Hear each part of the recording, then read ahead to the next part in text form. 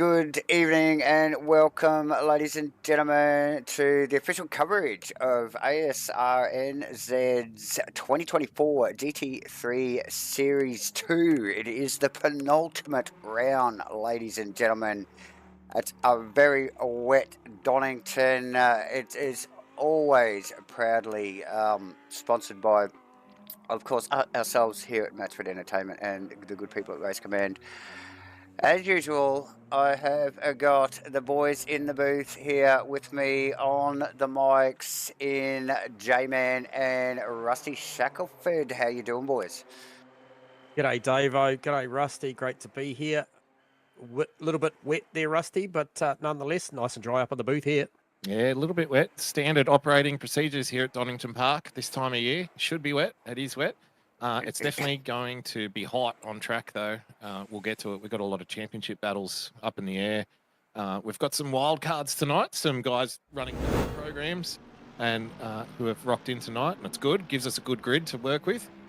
So we're always happy to have people come in and disrupt what's going on in the championship and maybe take some points away or benefit somebody else. So always love a good wild card. Plenty to look forward to tonight. Sprint round, guys. 2 races.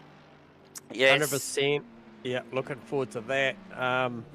As you mentioned, plenty up in the air. The chat is already alive. Evening, Matty Dayton. Good to see you tuning in. Obviously looking forward to a good qualifying session coming up. And this qualifying session, as per usual here, broken into 2. So these AMs and Pro-Ams getting the first 7.5 minutes, Rusty? Yeah, exactly, J-Man. 7.5 minutes on, 7.5 minutes off. The Pro and the Silver guys will, their qualifying starts with 7.5 minutes to go in this session. We did speak about in the driver briefing, I think there is a very small chance that somebody could cross the line at exactly the right point and be on a hot lap as the Pros and Silvers are exiting pit lane. So that will be something to keep an eye on.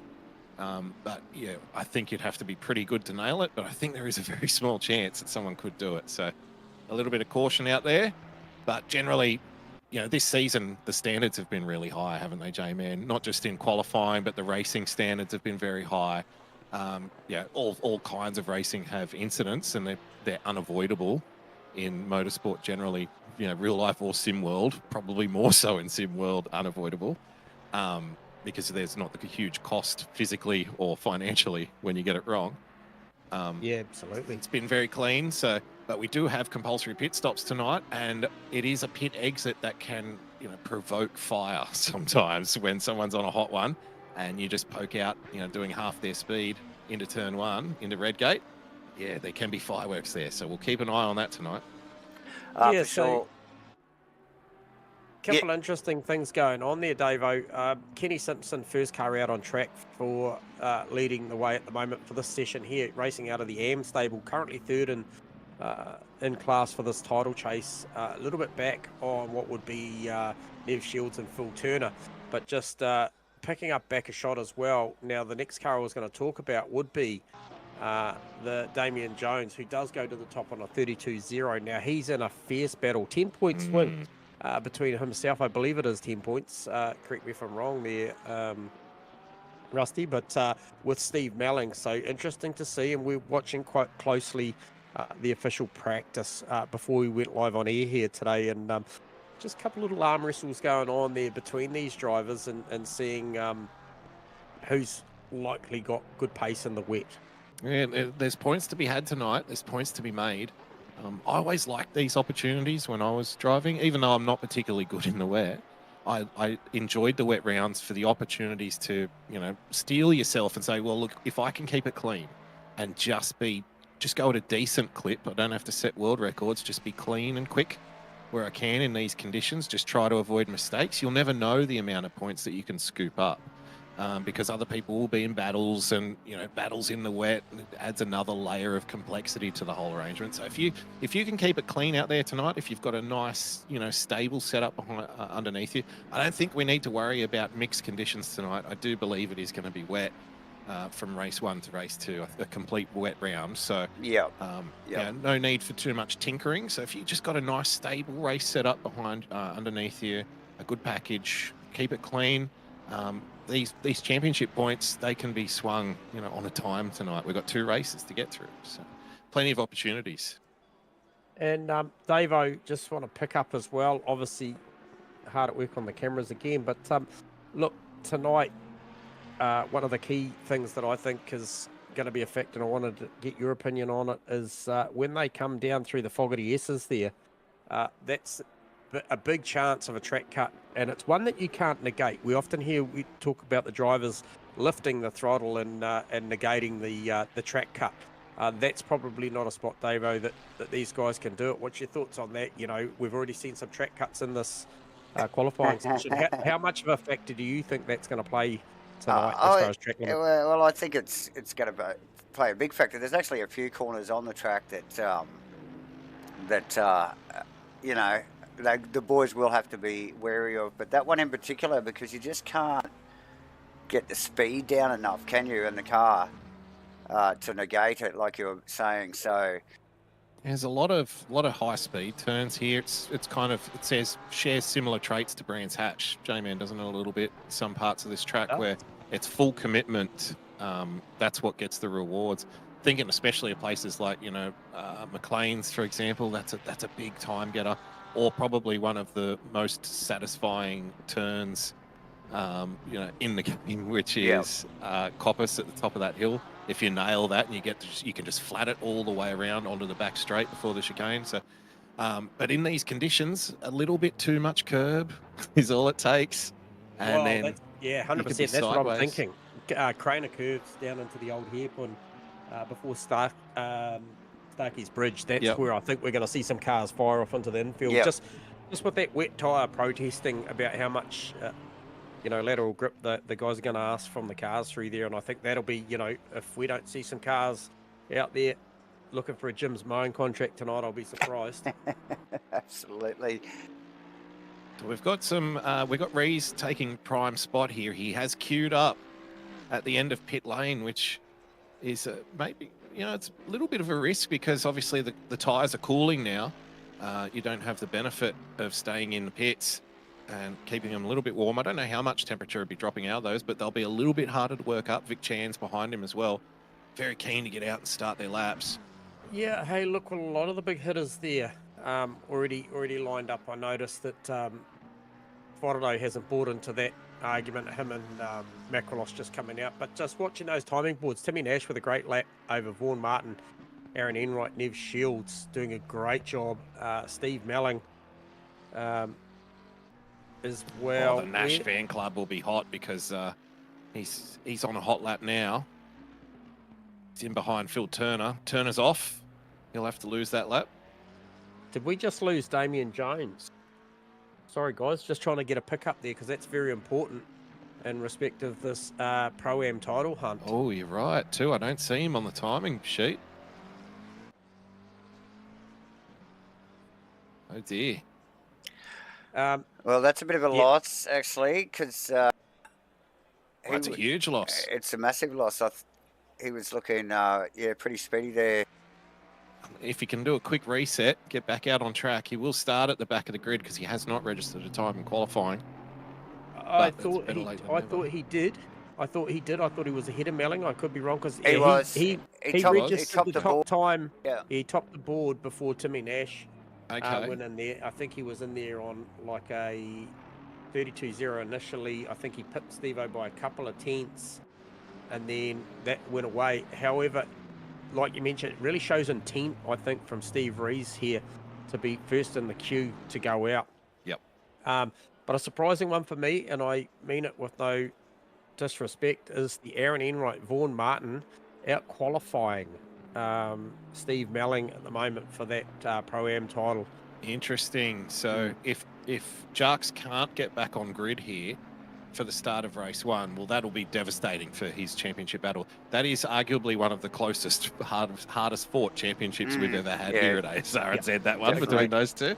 And we would hate for it to be cut short and deny us, you know, the joy of this last round, super sprint round at Bathurst to decide the title. So let's hope that Jarkus can get back on track. Yeah, but with Martin and Enright out qualifying Melling, that's valuable points in that battle that he's missing out on. And this is what we were talking about when, you know, people can come in and disrupt the championship. take a free hit. I love a good wild card story. So, yep, and Steve Melling's somebody, you know, we always, I guess, you know, classify him as, you know, he's very consistent, very accurate.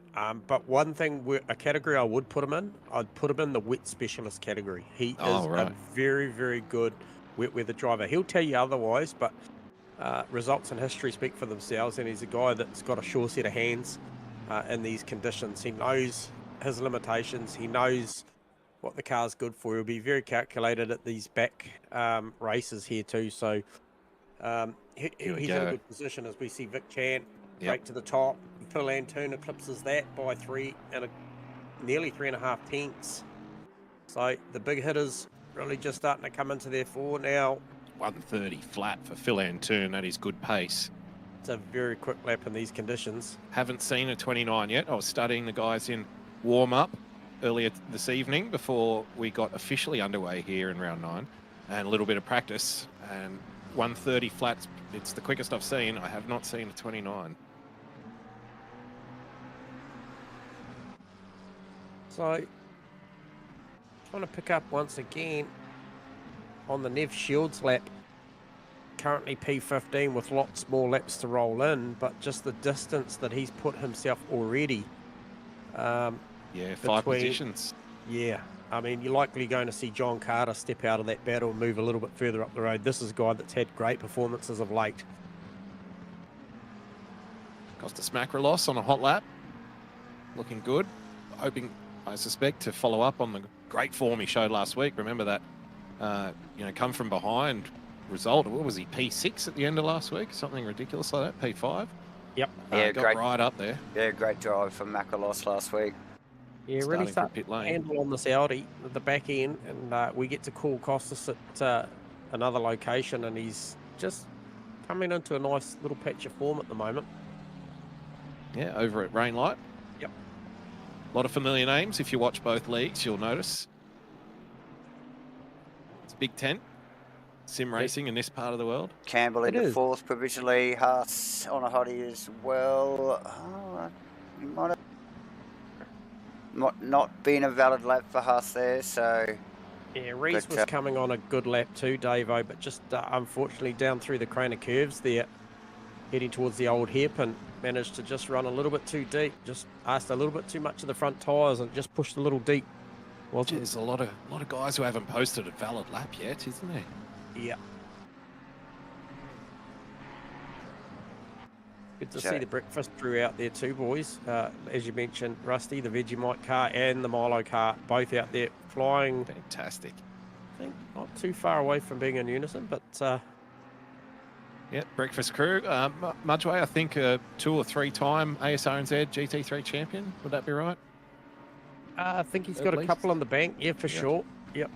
Nick Mickendo, top... I think he's Pro-Am champ or Silver champ or something from a previous season as well. So got a lot of pedigree, the breakfast crew. They're running a limited program this season. They've got other racing commitments, real life and sim. But it's always good to see them back out there on track. Yeah, both those guys just come off the back of a pretty successful 24-hour Downs. Yes, obviously the Mickendo car coming to a few issues and their full support on the Warbird car of McDonald and Mudgeway. So yeah, so they great team spirit out of the sim racing back in the reality in the real world suit too. So these boys know how to get it done. They know what it takes to put a program together for sure. Just a little bit of drama out on track. Steve Rees came a cropper at Redgate. Lost valuable time, and I'm not sure that he's going to get back around for another lap here. It's going to be very close. 40 seconds. Yeah. It is going to be close there, Rusty. Yeah, I'd be surprised at this point on a minute 30 odd. Yeah, he's only just come into this. Is he even in the last sector here? Yeah. No. Yeah, no, he won't get another one in. No, so, and we do have Kosa coming on a lap 2, boys. Will it be enough to upset Rees? It will be perilously close on the numbers I'm seeing. Makado on hot lap as well. Farado Also down the list, probably more than he'd like, in the Mustang. Mustang struggling a little bit here tonight at Donington. One of the real, sorry, Davo, one of the real entertainers out there. We talk about him often, Mitch Campbell, the Truffle Pig. He's currently sitting P4. He'd be very chuffed with that, and he's dancing around on his Delta. So a chance here. He needs probably another 2 tenths to get onto the front row. Well, Coaster's coming for him there, Rusty. If he's caught napping here, we have got zeros on the qualifying session, so we're qualifying session's over. Coaster bled a lot of speed off there. Yeah, played it very safe, but look at him on the run here. Climbs back out. He's going to get Campbell here, I suspect. Yes, he does. Yeah, Campbell's down. Yeah, so really bled a lot of time out of Melbourne and got it back at Goddard. So that was an interesting. Nice work. Jordan Moss just pipping 10th provisionally there too. Nice work, right at the end. So good showing, cameo for Mcindoe Mudgeway, 10th, 11th and 12th. Sorry. So it's a great showing. Stuart Arrowsmith, we haven't mentioned him yet tonight. He has dominated the Silver Class Championship throughout the year. He has a commanding position in that championship with 5 races, 2 rounds left to go. His championship rival, Sam Carson, Stuart Arrowsmith qualified P7, Sam Carson P8. So he's doing everything he can to keep the pressure on. Yeah, I don't qualifying by both. I don't think Stu will do too much out of control over the next 2 rounds. He'll know the lead that he's got. Well, he does, and we've seen him construct some very, very good championships of late through multiple platforms. So he's definitely a driver that knows how to get the job done. Nash qualifying top of the pops in AM class, P13, which is a great result for Nash. The fan club will be going absolutely ape shit out there over that result. Nash fan club, they've normally tuned in by now. They have. They're missing out. Nev Shields qualifying in P19, as you mentioned, getting a few positions on Phil Turner. Phil Turner in a strong position in the championship. However, it's not completely safe. It's not the kind of safe where you can stop pushing. So he'll want to make sure that he keeps that gap nice and close, manages that. Nothing crazy from Phil, but 32 points, I think, somewhere around that number. 32 points, yeah, thereabouts. Points are up there, boys. Yeah, so as you can see, Steve Rees got the lead at the moment. And interesting stats around that, Rusty. I had a chat with you earlier. Wouldn't mind if you just touch base on that, just for the viewers that are tuning in live. You look at the graphic there. Since that DNF at race 2 at the Spa round. Talk to us a little bit about that. Yeah, well, so Steve Rees took over the lead of the championship at that point. That was the second race of round 6. However, his form, he hasn't scored a podium since race 1 of round 4 at Paul Ricard. So that's 8 races ago now. In that time, Phil Antoon, if we're just talking form guide, imagine they're both, greyhounds, and we're discussing which one's going to get the rabbit.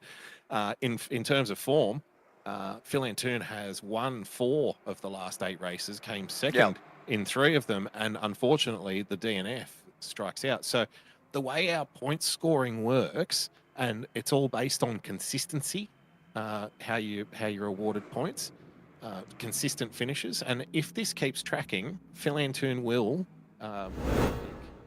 Steve Rees at the final round. So Steve will be looking for a strong race here tonight. He's had a lot of fourths. He's had 4 fourths in the last 8 races, but there's also been a bit of bad luck mixed in, a 14th, a 6th, a 12th, and an 8th. So he is ahead, but Phil Antoon is coming hard at the end of this championship, guys. Yeah, and the likes of, I think, Chan, Kosa, Campbell, Dayton, even Stu Arrowsmith's proven at times that he's got the ability to go and fight with those boys. I don't know how involved Stewie's going to probably want to get, given that he's protecting his own. Really does show that, it's going to be a real dogfight to the end between those two. 20 seconds. As is, we do have Damien Jones back in the server, and he was qualified as per thing in 16th place. So he has got 10 seconds. He's got 4 spots between himself and Mellingham. That's big. That's a huge. Stroke of luck. That is huge. That would, again, the way our point system works, it's positions, right? So if they were to finish the race now, which I'm sure Jarkus would love to do, but if they were to finish the race now without setting off, he would be 2 points behind Steve Melling, and we have another race to go. So big, like we said, big opportunity to score points here, and Ahead, you mean? yeah, it's moving day, right? Like the golf reference, right? Today's moving day. Get some points, put them in the bank, and cut those championship leads down if you can, because the pressure's going to be on in conditions like this. If you're a championship leader in a tight battle, the pressure's on you, not to make mistakes and stay out of trouble. 100%. So, all eyes on track. So, obviously, 2 races here tonight, boys. Both races requiring a mandatory CPS for tyres. Tyres not a factor. Had the conditions been dry here, they would have had 3 sets. However, unlimited sets are wet. So, I guess the focus is about the preparation and ensuring that outgoing set of tyres is pressured up and ready to go to be able to carry on. Because the difference between 1 or 2 pounds on this game in these conditions can be just bleeding seconds and seconds of time if you get it wrong. So, yep. Also want to add to that, a little bit of patience is going to be key here at a place like Donington. It's hard enough to get your tyres warm when in these conditions, but got a couple of really long straights here, so it will take a little bit longer for these wet tyres in these conditions to pressure up and get into their operating window. And when you've got a couple of big hairpins, a couple of flat commitment turns where people will be sticking their nose in those first couple of laps because they are racing drivers and they can't help themselves. So a little bit of patience at the start of this race will go a long way, I think. Yep. A little bit of a lackluster qualifying for a couple of the Mustangs here tonight. Shane Wharedo being the first one. Not quite, hasn't got that thing hooked up, and Melling as well, I thought may have been a little bit closer to Jarks and the Lamborghini. However, the race is a different story. So we may have found the Mustang's kryptonite here at Donington in the wet. Possibly. Once again, thank you viewers for tuning in.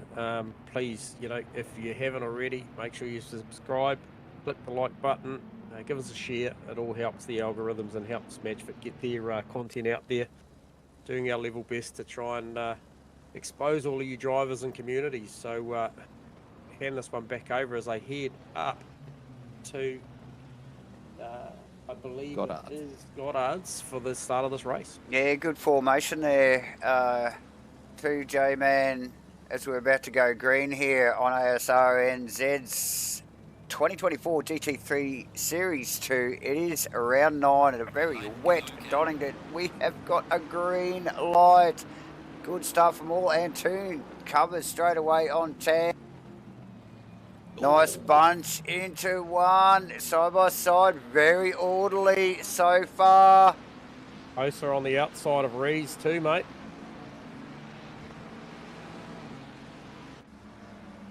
So Rees is Kosa under goes, huge pressure here. So yeah, you're talking about tyre temps and pressures there. Kosa going past and then immediately back again. That is Campbell attacking on the first lap. Tucked in behind Arrowsmith, coming with Dayton, Carson, Haas, Jordan Moss in 10th position.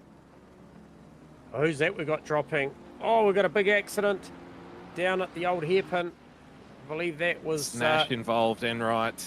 Yeah, Shields was in there as well. Yep. So Biggie in the background to be expected. So Phil Turner's eyes would have lit up there. You think so? You would have just snagged that. Well, thank you very much. Turn and Antoon with a bit of a gap to the rest of the field already as they... Mitty Campbell with a big dive down. Makes it Kosa happen. side of Kosa was a beautifully constructed pass. He was very assertive under the brakes. Down into the Melbourne hairpin. Be a prime spot for passing here tonight, I think. Yeah, he just wants to keep on the back of Rees because, as we know, the last time these two raced in England, there was a little bit of drama at one of the hairpins. So we've got to renew these hostilities for the content. We love it. Absolutely. Mickindo putting a lot of pressure on the team car of Mark Mudgway as well. And they got Costas Macrolos just tucked in behind there. So that's going to be a battle, I think, that we've seen these guys the way they race. They can certainly put on a show. Sean Brimblecombe, Vaughan Martin and John Carter. There's all sorts of business going on back here as Vaughan keeps the inside.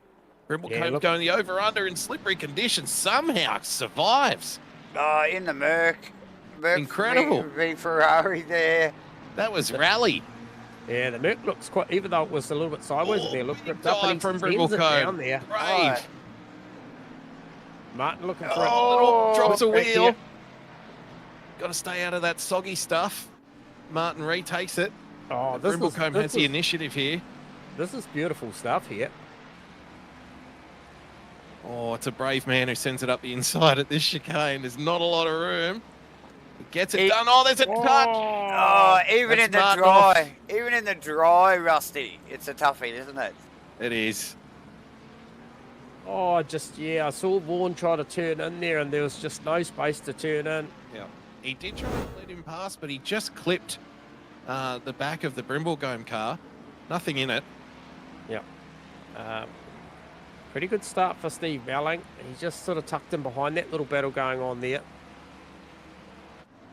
Koza's still very much in touch with Mitchy Campbell too, boys. And Stewie Arrowsmith with a great start to this race. Currently running out of P6.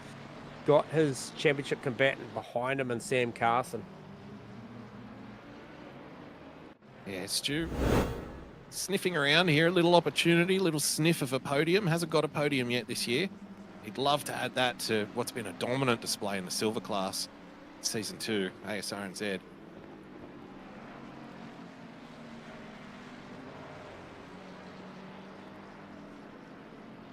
So, Phil Turner, once again, Rusty, finds himself Finds a way, doesn't he? the lead AM car in this. He just seems to be able to put himself, stay out of trouble, puts himself in the right spots, just putting some pressure on Kenny. So, sorry, got Kenny's Kenny in leading front, the AM yep. class. Yeah. So, Red Bull Ferrari will work over that Mustang. Oh, Kenny is working hard in that thing to keep it in a straight line. Yeah, in the Pro-Am battle, guys, Damien Jarkus making very sufficient hay here whilst the sun isn't shining on track, but it is in the championship battle. Simpson Making running big wide points. there, allowing Turner pass. It was inevitable there. Struggling with the Mustang. I think who's next in Turner line? very deep down at Shields. Melbourne. Oh, Loses Simpson the spot back. again. It'll be a drag race up to Goddard's. It's bringing Nev Shields into the battle. How's this? The top 3 runners in the AM class championship are all 3 of them Again. on track. Look at Simpson Again. over under. he run wide again. Holy moly. Turner went wide again, and Simpson's like, okay, let's do this again. The AMs are here to play, boys, and they're like, give us some TV time, boys. We're into this. Oh, this is not what Phil Turner wants. A big tap on the inside of Simpson. Oh, now Turner, look, he's He got it. labouring He here. got He's out of that. responsible for this, so it looks like a redress. It's going to allow his Oh. competition and Nev Shields to run through. He's away. Yeah, that's a shame. Where is Kenny? He's still a ways back, Phil. You're going to have to wait a little bit longer if you do it. He is. I think he's pulling up. I think he's waiting for Simpson. Now look, Oh, the he's front back two on track now. checked out a bit here, boys. Got 2 seconds over Steve Rees already, only inside 3 laps. And Mitchy Campbell's got a bit of fresh air now. He's looking very Behind. strong. Start of this race. Chasing down Phil Antoon, J-Man. Antoon is not skipping away with this at the moment. Chan is hot on his heels. Has the fastest lap of the race so far. This one may change that. No, it maintains. Fastest car on track. Bentley hot at Monza too last week. It was, yeah. So, yeah, Good form, Vic. Yeah, both the Bentley boys, I think, as well. Who else was it? No, Vic's the only Bentley out there. Oh, he is too. So, Just an update from pit lane 2, boys. We've already had 5 guys through the lane. Costas Macrolos in there at the moment. Yep. Now Nev Shields. In. But I want to do a pickup on Timmy Nash, was involved in that incident early. Comes in 35 second stop and then 58 trundle time outright. Tells me that Porsche just purely grabbed that tyre and set off again. probably a few seconds away from optimal, but that thing is carrying a bit of damage still, so decided not to repair it. These are 40-minute sprint races. Maybe feels like he can bring this thing home. Yeah. More to the point, though, is where he's situated himself out on track with that early stop. He has a heap of fresh air in front of him, so he can go about the business and try and see if he can claw back on the likes of Shields and Phil Turner and co, who is in this AM title hunt for. Dayton. Yeah, thanks for that, J-Man. I think it's the getting out of traffic model that worked so well for Rees last week. You know, getting out of traffic at Monza was able to scavenge, you know, valuable positions in the championship race. Definitely. Got 3 or 4 of them by pitting early, so a couple of guys might have taken notice of that. Does get very busy here at pit exit. So if you are coming out in traffic... it's an awkward positioning, isn't it? The pit exit here at Donington. Well, the it's boys, on the racing line, yeah. It is well and as truly we see on Shields the just come out line. nearly right on the racing line before Damien Jones there sweeps through, who'd just in the recent past lost that position to Carter, which now places Damien Jarkus Jones in 14th and Steve Melling in 15th. So already starting to settle down as this race and this championship order starting to take its place.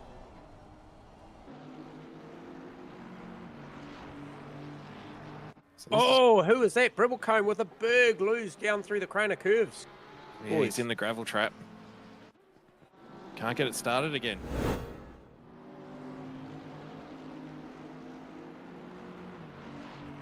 He's out.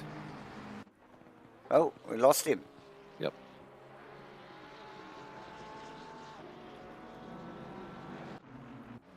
Interesting up the front here, boys. Just been studying Phil Antoon and Vic Chan. Vic Chan looks very comfortable just sitting there. Times-wise, trading very similar times. Vic Chan does have the fastest lap of the race on a 1:30.537.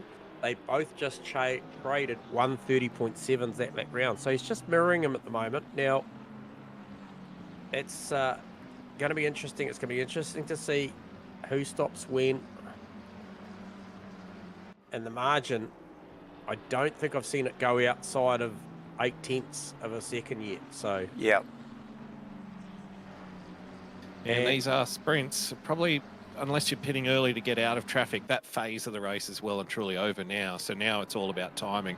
You know, I would suspect a lot of people are going for the 2020. Put in, you know, because you're changing tyres, you may as well take fuel as well. So a lot of guys, I think, would probably be fueled up for maybe 25 minutes, thereabouts, and they'll make their pit stop within a 2 or 3 lap window, put on the new set of rubber, Top put up the juice. Yep. Top it off, and then go out and finish off. Yeah. Mudgeway looking racy on Jordan Moss too, boys. And he is dragging along the team car of Nick McIndoe with him. And then Fodado back there as well. So Fodado's still just trying to come to terms with this Mustang in the wet here at Donington. He's recovering well, though, after what would have been a disappointing qualifying session for Shano. Carson Aerosmith running deep down at Melbourne. Manages to sweep the car back across the front before they get to Goddard's. 777 teammates, of course. And the sister McLarens. Yeah, no team orders there, that's for sure. These guys going at it. And yeah, good healthy exchange there. In 1 and 2 in the Silver Class Championship as well. Yeah. So yeah, just in the switchbacks there in that final complex of corners here. So now Jamie Kosa, guys, opting to opt for the early stop. What's your thoughts? He got out there early, 34-second stop, 58 trundle outright. It's a pretty efficient stop. It's only a couple of seconds away from what would be the absolute optimum. A little bit harder to do maybe in the wet when you're coming in and stopping the car in the blocks, but he himself doesn't have a massive amount of traffic around him. He has got, I think it's the Costas Makrolos car up the road from him unstopped. So Costas still racing at a pretty good pace as well. Actually, Costas has stopped. But unfortunately, that stop was undeclared. It was only a 20-second Okay. stop. Oh, didn't change tyres. Didn't change tyres. Maybe missed the memo. Maybe jammed a bit of fuel in there or something. So that's going to hurt later on. Yeah, just on Koza, J-Man, and wonder if it was a bit of getting out of traffic, but maybe potentially maybe a bit of tyre pressure adjustment. We did see Koza losing some positions earlier in the race, was a bit under pressure, a little bit off the pace that we've become accustomed to when we watch Jamie. Oh, Campbell on Reese. Sorry, guys. Campbell gets Reese. That's a big play there. Big, yep. Reese might have had a little incident there. Yeah, well, he ran a 32.8. Just picking it up on the replay there now. 31.8. As you were, David. Yeah, so just picking it up on the replay there. Down the back straight through the back chicane here. Campbell with overlap on the outside going into the chicane, and it's got plenty of pressure on. Makes a big move down into the hairpin there. Gets it done on Rees. Nice work from Mitch. Very well constructed move.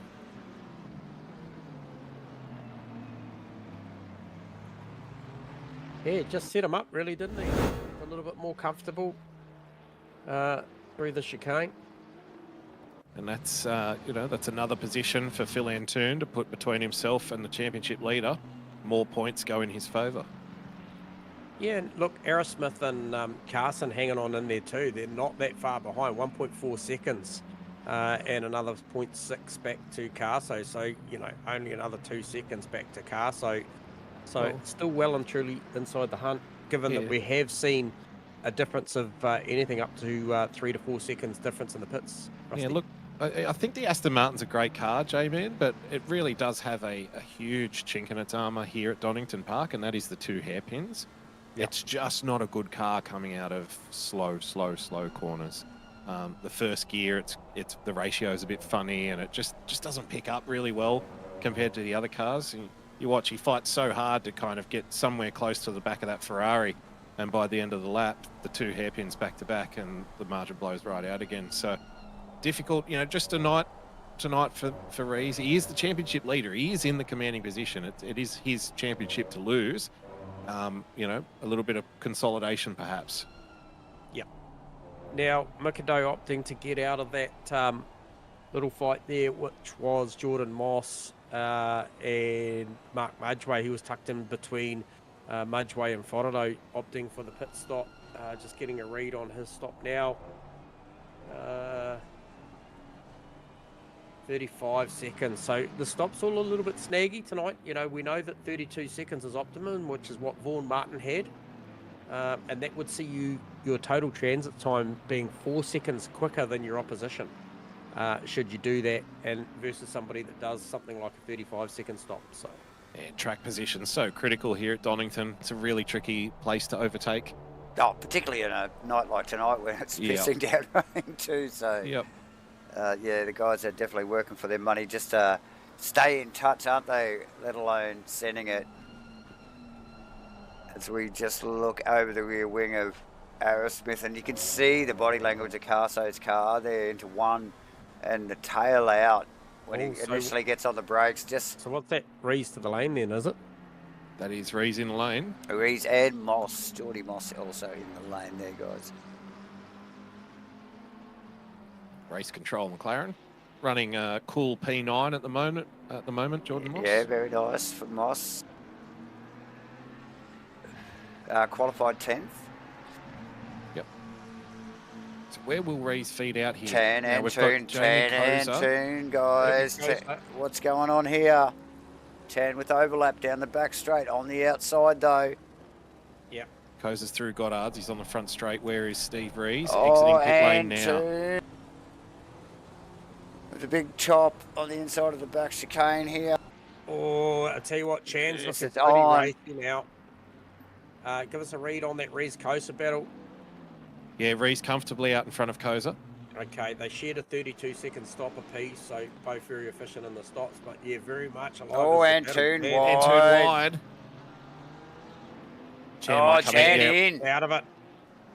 Now, this is going to be on here, because I reckon Antoon will be coming in this lap. He will want to match him here, I suspect. Well, is this Chan covering off Rees as well? They did have a couple of seconds over Rees. Cartho in as well, sorry. Yeah, he'll be looking for a very, very good 32-second stop here. It was a little bit slow on the blocks. To pulling it up just a little bit. Wonder if it's a little slippery in pit lane to pull it up properly, if people are skidding past. Well, it's bloody slippery everywhere else out there tonight, Rusty. So no surprise. So, guys opting for slightly before the halfway mark. This is a little bit uncharacteristic out there. So maybe they're thinking temperatures, pressures wise, the rain is set to increase in the next 10 minutes, Rusty, Davo. So are they opting for a little bit more pressure on this outgoing set? Here comes Chan. Where is Rees? He's coming through the final chicane. It's easily got him. Got nice work. Antoon heading up to the Melbourne hairpin now. So that's the fight. We've got to keep an eye on Chan's outlap is critical. He had a really hot in-lap there, tucked up under the wing of Antoon's Honda. Antoon about 3/10 off his PB, 4/10, make that 4/10 at Goddard's. Improves a little bit. I think he's going to come in. Here he comes. Here he comes, boys. Just watching the speed trap. Gets Wants it down. to cover him off. 48k an hour was the slowest he went. So, efficient stop. Mitch Campbell follows him in. So does Stewie Aerosmith. Yeah, Chan's got clear air in front and behind. Relinquishes the lead, guys, to Matty Dayton. Sorry, Rusty. So no, you're right. Chan's really got to focus here. He's run a really clean lap so far. What does Delta like, Davo? Delta's on an out good. lap, so just microsectors.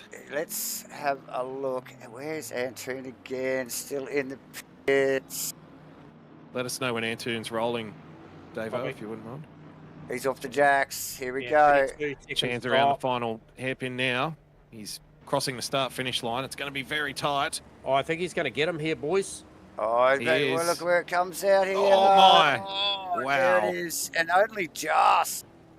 Track position. Oh, and is that the Turner car running off? Yes, yeah, Turner it is. getting out of the way there, I think. Yep. Okay, so there you go. That is what the cut looks like, ladies and gentlemen. Track position is absolute key here. Now, I did mention Phil Antoon was about 3 or 4 tenths down on his personal best on that in-lap, and he came out second behind Vic Chan. That's all it takes. Rees now really hounding Mitchie Campbell here. Absolute pressure now. So this is an outgoing set of tyres. Are they pressure different? Has Mitchie missed the mark slightly? Or has Rees found it? Yeah, well, we usually see Rees slow early in his stints, so he's definitely not doing that right here. And it's usually the opposite way around. Mitchie usually hot as early on the stint, and Rees the other way around. So yeah, that Aston takes a little bit longer to wake up. Yeah, than some of its competitors. Got to Needs a good kick in the guts. Yeah, you need to slap it around a little bit more. Yeah, you do. You really got to open her up, let her stretch. Okay, I'm just trying to get a read here. Damien Jones had around about a 6-second margin over Steve Melling. Steve Melling opting for the long run. Jones was a 33-second stationary. Yep, Melling in the pits. Melling in the pits, so we're going to find out very, very shortly. Yep. It's hotting up, isn't it? Sure Pit lane is creating some drama here. Second half of race 1, round 9, Asrnz. Jarkus around Goddard's, onto the pit straight. Where is Steve-O? Still in the lane. He's a long way behind. 32-second stop, so he a second better off, but a fair, like you mentioned, fair way off of it. And only one position at the moment. We'll make that 2 positions, so that's all. Just goes through, yeah. Yep. So although the gap is big on track for the championship battle, it's no gap at all. They may as well be, nose to tail. It makes no difference. Yep. Matty Dayton into the pit lane from the lead of this race. Will relinquish that to John Carter. He stays out. It's got Costas Makrolos right tucked up and behind him. In the interim, Campbell managing to step away from Rees. Rees probably starting to look backwards towards Stewie Aerosmith, having a very, very good run here, guys. Yeah, he's just been hounding around that kind of front pack the whole race. He hasn't let them go. Showing some great form, Aerosmith. Now, post pit stops too, boys. Mudgeway through on Moss, Haas and Mickindo tucked right behind. That's a great four-way battle. Oh, look at looking. Simpson. It's Simpson in the Mustang struggling. Hey, man. Yeah, I wonder if he's called it, say, boys, I've still got to stop. I might go this lap and get out of this. Yeah, he stuck to the inside there. Yeah, well good done call. from Kenny. Yeah, nice bit of driving too from Mudgeway to sit really close to him, not lose too much on the apex. Yeah, Into the because top 10. yeah, Moss really giving him grief. I think Moss might have lost a position to Mudgeway in the pits there. So He did, yep. Geordie also got Mitchy Haas in the background to think about as well. That's a healthy little battle going on. Well, it's a breakfast. It's ironically a breakfast crew sandwich because you've got Mark Mudgeway and Nick Mickindo, and in between them the two 777 cars of Jordan Moss and Mitch Haas. So it's a breakfast crew versus 777 like the old days. It's like the old days, mate. Absolutely. And look, he's all class, mate, behind the wheel. When he puts his mind to it, he's a very, very quick driver. Hence the championships in days gone by. He knows how to do it. Really, really impressed with Mitchy Haas out of the silver class category this season. He's just showed massive improvements with his sim racing. He's a quick driver.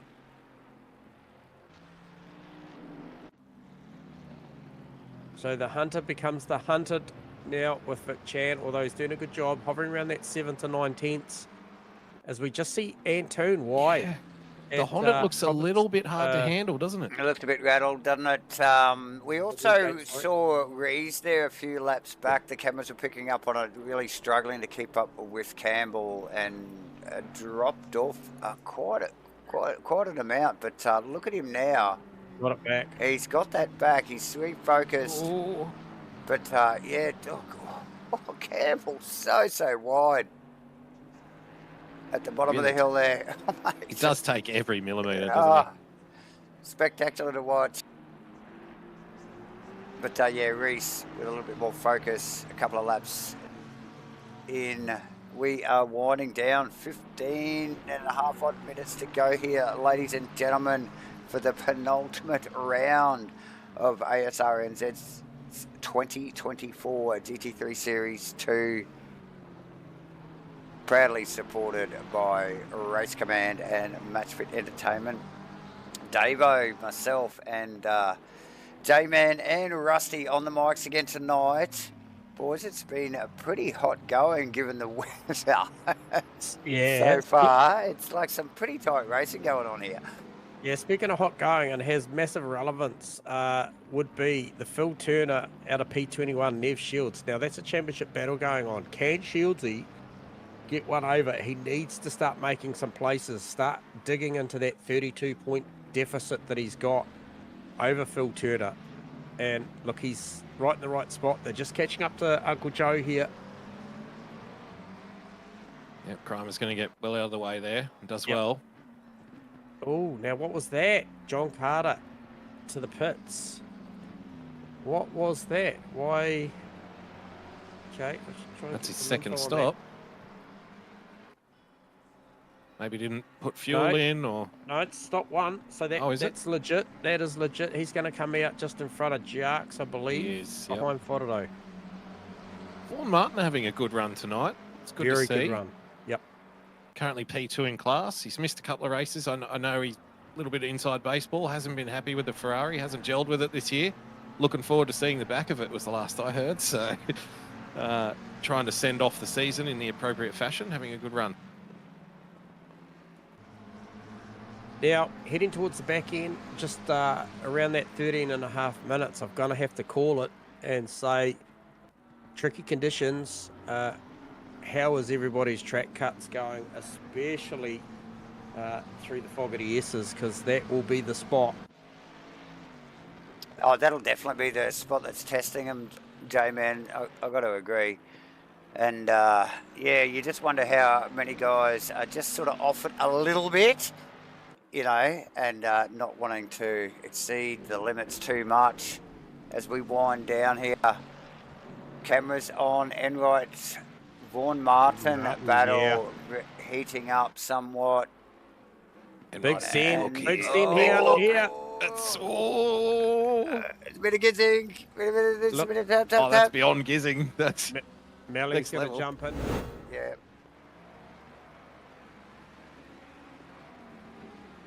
Turn it down. Shut the door, Steve-O. It's one spot closer to Damien Jones. Yeah, he needs as many positions as he can get here. He'll be wanting to take Martin, Oh, you would expect so. get that gap down to just one position. Harm minimisation right now for Steve Melling. And Shields getting the better of that battle with Phil Turner so far too, boys. So that's heading in the right direction as well. However, he'll have a big job trying to catch Costas Makrolos. And then Kenny Simpson, unstopped, could drop back behind these guys if I do my calculations. Yeah, look, Kenny's going to drop a long way back here, boys. He is only...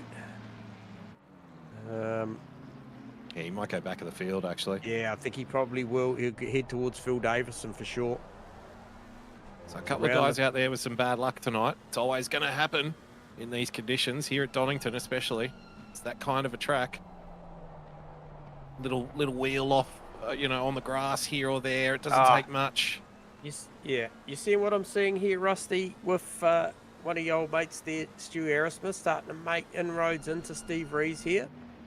Got it down to, I think he had it down to about 0.8, 0.9 not so long ago. So he's charging away, and Sam Carson going coming with him. So good effort here from 777. Yeah, doing well. Championship first and second in the silver class. John Carter currently P3, I think, in the silver class. Yep. Double check that.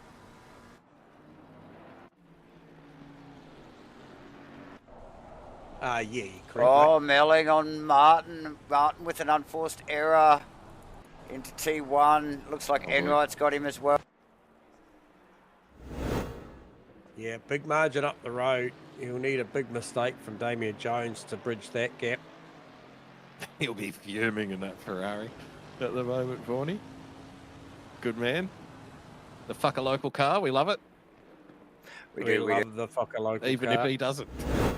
Well, I think he does like it, but just not at the moment. So Just not at the moment. he's working hard. Yeah, and the Nash fan club's back.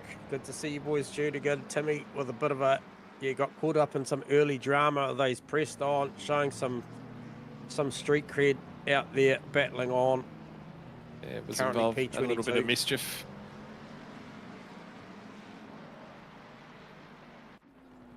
He'll be back race 2 though. That qualifying performance just outside the top 10 as an AM driver in the Porsche in the wet. Pretty good. Shane Fodderdo's now. Oh, yeah, we're just Having a getting. big look at Nick Mickendoe. Yeah, we're just getting that in-car of Fodderdo's car now. Plenty of wheel work going on here. As always.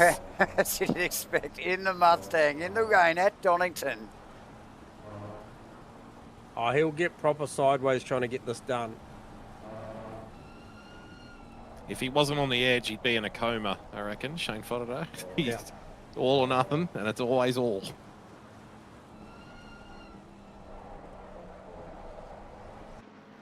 A super chill guy, but the way he drives, it's not super chill at all. It's hectic. We love it. Yeah, working hard.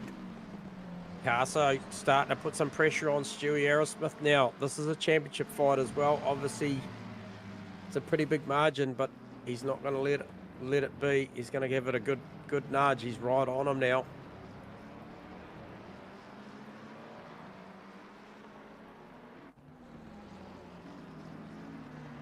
It's Vic Chan holding a 1.3 second gap back to Phil Antoon in P2.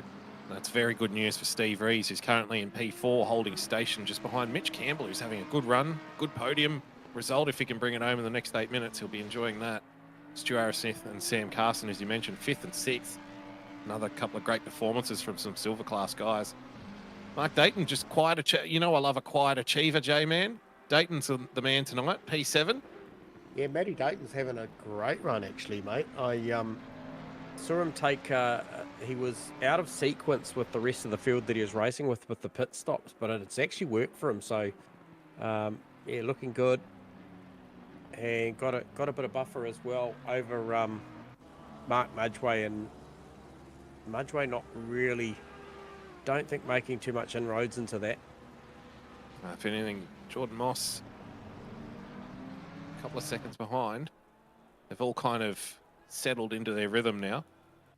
Yeah, and I think Mikindo's sort of responding to the Fotterday thing there and starting to put a bit of heat on Mitchy Haas now too, boys. Oh, he's gone deep there. You can see the wriggle as soon as he hit the brakes. Was Bit that of the lock up there. commentator's curse, boys? Sorry, Slim. We'll just pick up on the replay here. You can see it immediately when he touches the brakes. Car gets a bit of a wriggle, and he's a passenger there. He's done incredibly well to hang on to it, honestly. He did.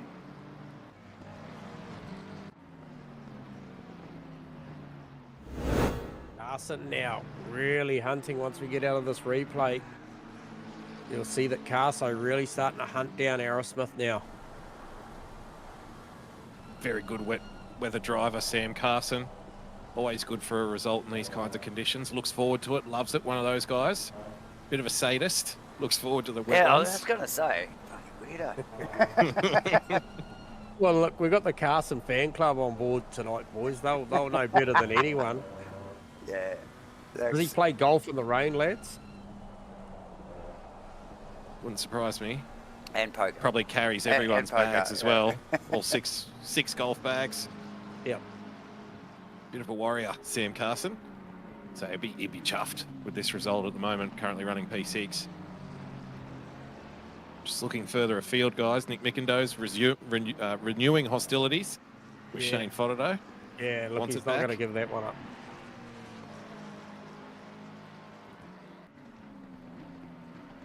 Shields now. Can he put Kenny Simpson in between him and Turner? This is important.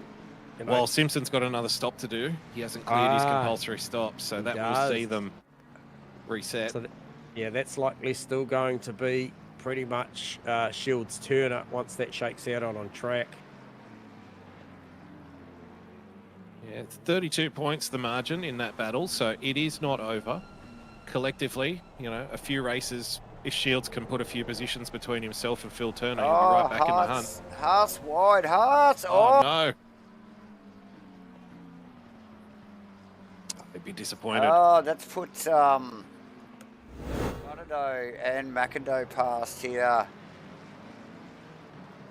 Belling's still fighting back there as well. He's trying to claw back this 12-second margin up the road to Damien Jones, but he's got Aaron Enright and the big bonnet Mercedes right up behind him and just keeping the pressure on, as is Sam Carson on Stu Aerosmith, guys.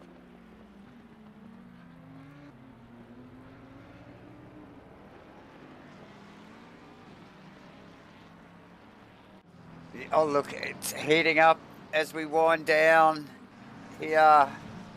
Carso Turner on and Aerosmith. Shields. Simpson's not pitting again. We've got Shields and Simpson and Turner. We've got Enright and Melling. We've got McIndoe and Fotterday. We've got Carson and Aerosmith. We're on this battle with Shields and Simpson at the moment. Oh, Turner's going to get a run here. Kenny well within his right to defend that position. Currently running P19. He does have to stop again. He goes wide. That's music. Oh, no. Music to the ears of Nev Shields there. The tyres screeching of Kenny Simpson up ahead because that's released him now. Well, So look at that. The Turner. race leader comes around as well, so you're about to see Fully and Toon come past Kenny Simpson as well. So he just manages to rejoin in the right spot for those boys. Doesn't upset proceedings up the front. Yeah, that could have an effect on that battle up the front for the M-Class Honours. And Foraday's still got a whole lot of Milo coming at him in the form of Nick Mikindoe. Oh, yeah, look, and that has to and froed somewhat throughout the race, but Oh, Gotta be look. made of Milo, J-Man. How's the sideways from the Fotterday Mustang at the bottom of the hill? Yep. We are literally down to the wire, and he's still just leaning on it. It's specky to Well, he watch. needs to. He needs to because Slick does look good with only just under 3 minutes to go. He Gets a good is drive right here. on him. So can he force Fotterday? We saw Mikendo very, very shaky under brakes here not so long ago. Yeah, too true, Jay, man. Good point there.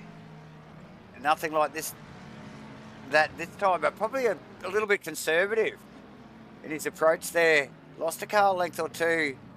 Makes it up immediately. Fotterdo's definitely struggling with that Mustang in these conditions.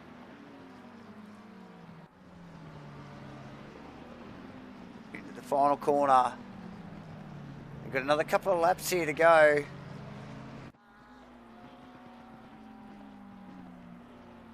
But there's not longer because I tell you what, Grim- Melling and Enright running a lot quicker pace than Damien Jones at the moment. So Yeah, Grimmer and Simpson into the pits. On this, probably the penultimate. Melling's going to lose a position here. Enright got the far better run out of the Melbourne hairpin. Yep. He's had to let it go, although Enright goes wide. wide. Melling going to stuff it down the inside. The wide line isn't too detrimental there. Get on the gas a little quicker. Macrolos with a drive-through. It's gone from bad to worse. Ouch. The Costas Macrolos. Yeah, that'll be track infringements, guys. Devastating in these sprint races. Mikendo, he's still coming at Fotterday there. He wants a top 10 wants that. on a cameo. Harris Smith just ranging up on the back of Steve Rees here. He's dropped Sam Carson significantly. Leaders on final lap now. Yeah, there'll only be one more to go, lads. As Vic Chan crosses the line for the last time. We'll greet the checkers in another minute 31 odd seconds. Just managing that gap back to Phil Antoon. He's Another done a beautiful strong job.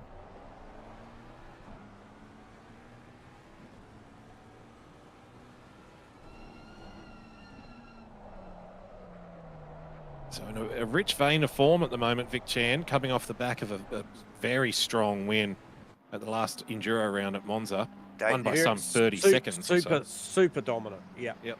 So, yeah, first win of the season that was. Had a number of seconds and thirds throughout the season. Had some questionable results. I think probably race one at Snetterton was probably the worst performance for Vic. I think 22nd spot was probably where it all went wrong for him there. But hey, look, he's shown he's good at the back end. Yeah, Vic Stappen, previous champion here at ASRNZ. Got a few previous champions running in the field tonight. Different classes. Yeah, done a stellar job tonight. Really sneaking the position in the pits over Antoon and Here he Mitch Campbell. comes. Great work from Campbell as well to get the Ferrari into third place there, guys, as well. So Vic Chan, first across the line. Phil Antoon, Good stuff. not far behind. Oh, Mitchy Matty. Campbell and Steve Rees, Stu Arrowsmith, Sam Carson. Martin's having a big look on Melling down the field. Sorry, guys.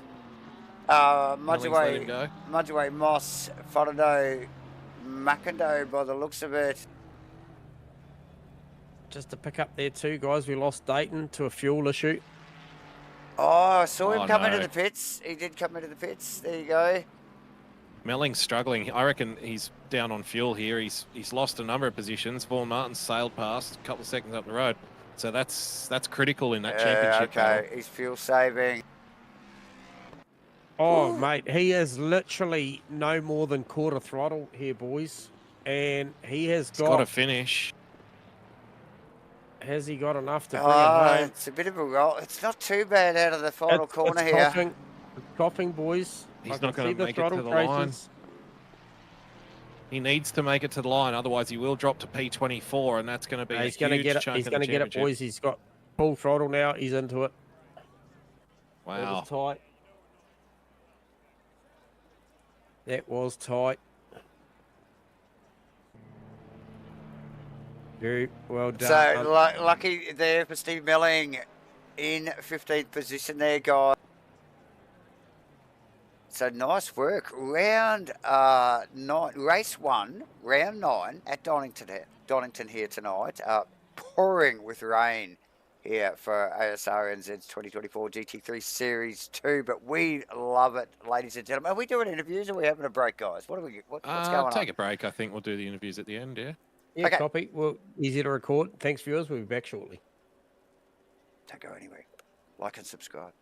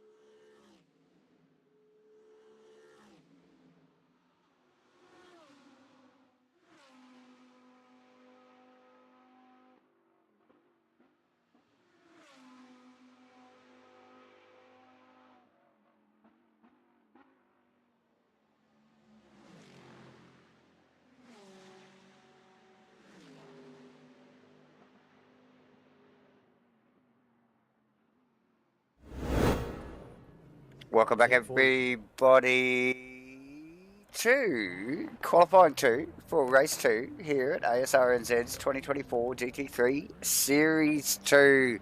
Penultimate round, ladies and gentlemen, at Donington. It has been pouring all weekend. I can't see it stopping now as the boys roll out here for Q2. As usual, I think the boys are back from getting a few bevies and a couple of cucumber sandwiches. Oh, I always say cucumber sandwiches. What? But welcome back, guys. J-Man, Rusty. Yeah, no, good to be back. Good to be back. A little bit of an intermission there. It's always good for a rest and a reset. Yep, I nearly forgot out myself. I was having a nice cup of Bovril with the guys in the production van as they were enjoying a pie floater. Lovely. Now, just clarify something with me there, Rusty, mate, before we get into the nitty-gritty. Is that a yeast extract or a beef extract? Ah, that's a very good question. Most people don't even know what it is. I wish I could answer it, but what I know is it tastes like beef stock. What it tastes like is the juice that you get in Maggi beef flavored 2-minute noodles, but a concentrated version of that with a touch of Vegemite. We're completely off topic, but it's worth mentioning, I think. Fans want to know. Stop it. Such as this quirky crew up here. But hey, look, Enright first car out there for Q2 viewers. We have got this 7.5 minutes apiece, so 15-minute session, 2 classes per 7.5 minutes. So we do have the AM class and the Pro-Am out there. We do have Aaron Enright about to cross the line just ahead of the Fokker local car of Vaughan Martin. So to embark on their hot laps. Yeah, so I think 2 to watch will be Jarkus and Nash. Yeah, Timmy Nash looking for a better result in this one. Obviously got caught up early race 1. Has proven to be probably the quicker out of those drivers in the AM class. So looking for a better performance in race 2, I would think. Someone looking for performance in race 2 would be Steve Melling. Performance from his pit crew in telling him how much fuel he needs to take to the end of the race would be a good start for Steve-O. Yeah, another couple of litres wouldn't have gone astray there, I think. Wouldn't have gone astray at all. He's lost ground in that super tight championship battle in the Pro-Am class. Yep. He would have lost, I'm going to say, maybe about 8-10 points in that battle, just in that one race alone. So we know that the Mustang is struggling tonight, don't we? So still plenty of racing left. We've still got 4 races officially to the end of the season. So plenty of opportunities to fight back, and it's close. It's still very close. It is, and we will get an idea of the times very, very shortly as we see Aaron Enright just coming up to Goddard's now with Vaughan Martin right behind him. So we think that somewhere around a low 32 would be an optimum time for this class here. 32.5, 32.8, maybe 32.2. So a little bit more pace out than I anticipated. So Enright 32.2 is a good time. Timmy Nash, there you go. Phil Turner bangs the time in there as well. So Enright leading the way at the moment for the Pro-Ams, very closely followed by Phil Turner and Timmy Nash in the AM class, getting the better over those first initial laps from Steve Melling and Damien Jones. Just a little couple of tenths down on Steve Melling as well, so that'll be music to Steve-O's ears in this first run. Getting their bankers in. I expect these times to tumble ever so slightly again. Does take a good couple of laps, good 3-4 laps even, to get these tyres in the operating window in these kinds of conditions. Yeah, so that, and they don't get many, do they, boys? You know, with a 7.5 minute run. No, it's one for precision. You want to have done your practice laps, done your qualifying runs. Run those programs. Make sure you're on top of it. The wet weather has been known throughout the week, so it's not a surprise that was sprung on anyone. The guys are well aware that it was probably going to be wet tonight. Steve Melling on a number that's going to see him go to the top. But Timmy Nash is on a bigger number, and then Damien Jones. Vaughan Martin's on a number. Yeah, Martin's been definitely moving there. Provisional second. Nash still coming around the final corner here. He's well up there. Bam, to the top. the first 31 we've had. Melling in there on a 32-2. So I'm watching him over Damien Jones. Damien Jones just that lap went away. Oh, it did too. So he's had a bit of a slip up there. Still another couple of laps for these guys to go as it winds down. First phase of the qualifying here. 7.5 minutes for the Pro AM and AM guys here. Shields gets a good lap in, boys. Just wonder if Steve Melling might have made some setup adjustments in between race 1 and race 2. We did have an extended intermission in between races, good 10 minutes for people to kind of have a look at their data and just figure out what they might do a little bit different. You know Steve-O pretty well, J-Man. Is he a tinkerer? You know, a mid-race tinkerer? Look, he could have gone into the toolbox, but as far as what we saw out there, Davo and myself were watching intently, and it's an interesting topic that you do bring up, Rusty, because we did see Mudgway and Forodo, who were very, very close out on track in race 1, go out and were separated by 1/10 of a second in their practice laps in the intermission. We also saw Antoon out there searching for what would be maybe a little bit more setup and a little bit more tyre pressure adjustments as well. So really shows the focus that Antoon's got, trying to bridge that gap back. Yep. Also saw Forodo and McIndoe, I think, out as well, doing a little bit of test and tune as in the break. Yeah, so, but Melling, we didn't see the Valvoline Mustang out there. However, it's not to say that he wasn't reaching for the toolbox and having a little bit of a tune-up, because the car does look... looks better, doesn't it? It does look better out there this session. A little more stable. Looks like he can get on the gas a little with a little more confidence. Oh, Shields to the top, ladies and gentlemen. 31.6. Yeah. Just smashes it. Phil turned the AM's doing a very good showing. Oh, the AMs are absolutely class here tonight in the wet. It really does show that, you know, these guys are very, very good in various, you know, mixed conditions, given the fact that they are leading the top 3 spots here. Looking at a number coming from Vaughan Martin and Steve Melling, though, both of these guys, Vaughan Martin a little bit further through on the lap. He's just coming in and out of Melbourne right now. He's in there on a 32.4. This would see him go to somewhere around about a 31.8 if he carries it on, which would be good enough for second or third. Oh, so he he just got bled a upset little, dams. didn't he? Lost 2/10 there. Oh, not much though. Look at that. Up to P3. What has Melling got? He's got a half a second as he comes out the final corner. This will be good because Jarvis top row for Melling. Yeah, come at the perfect time. Damien Jones, he's just coming up to Goddard's now, but he is not on the right side of the delta there. He's just struggling here in race 2. I mean, this could be a tinker gone wrong too. Shields just rounding in the final corner as well, ladies and gentlemen, and he's gonna better his time here.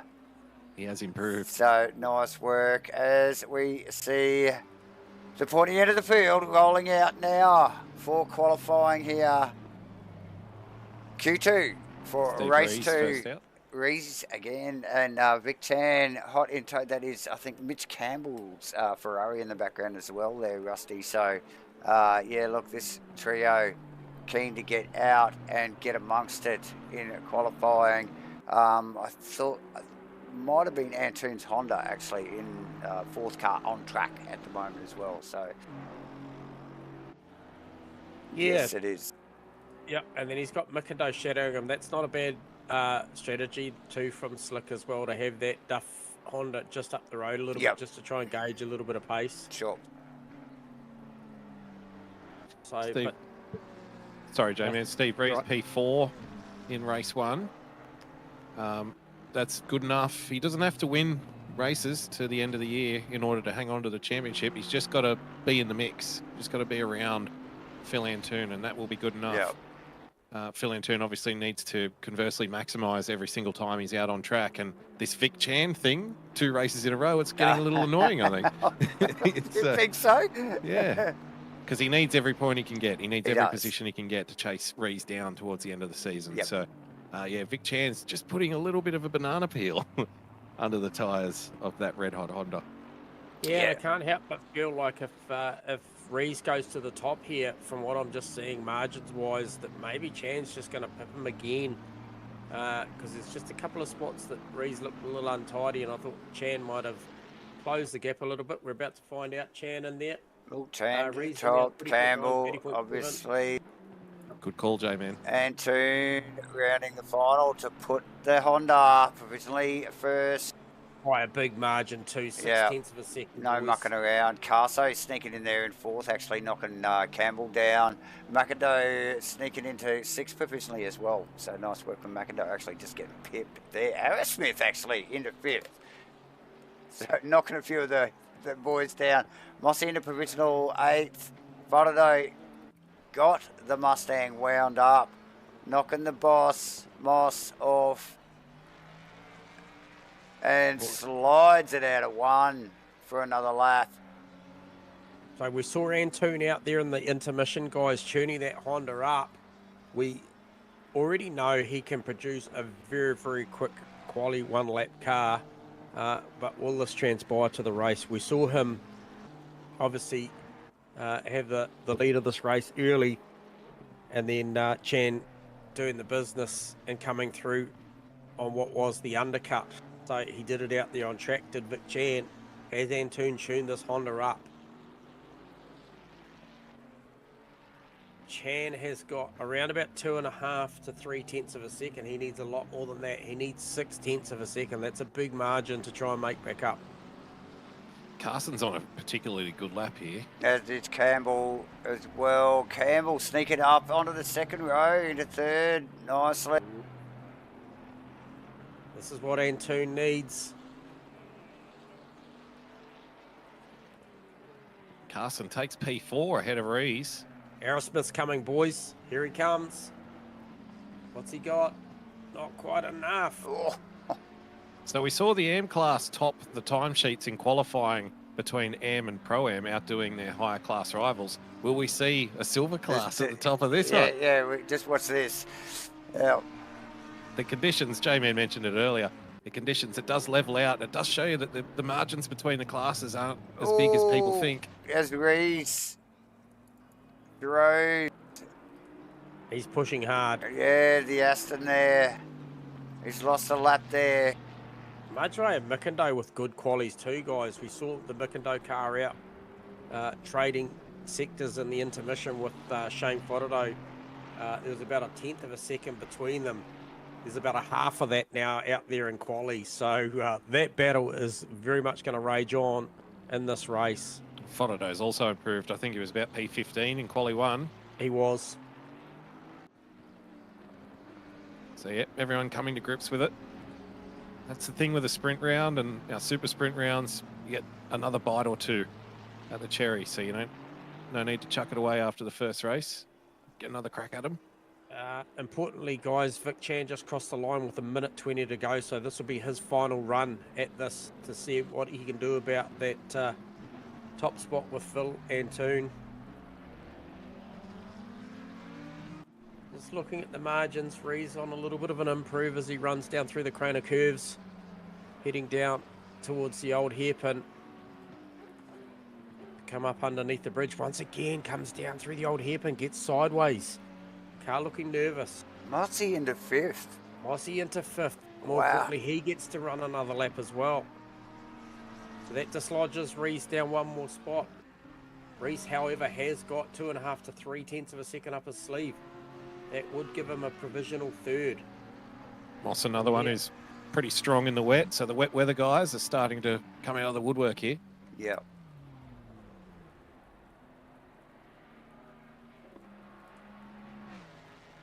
Mitchie Campbell on a lap here, guys.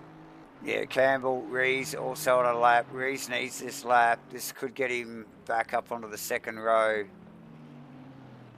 He needs to stay as close as possible to Antoon. Yeah, Campbell in front. These guys have been actually running on track together for the whole session.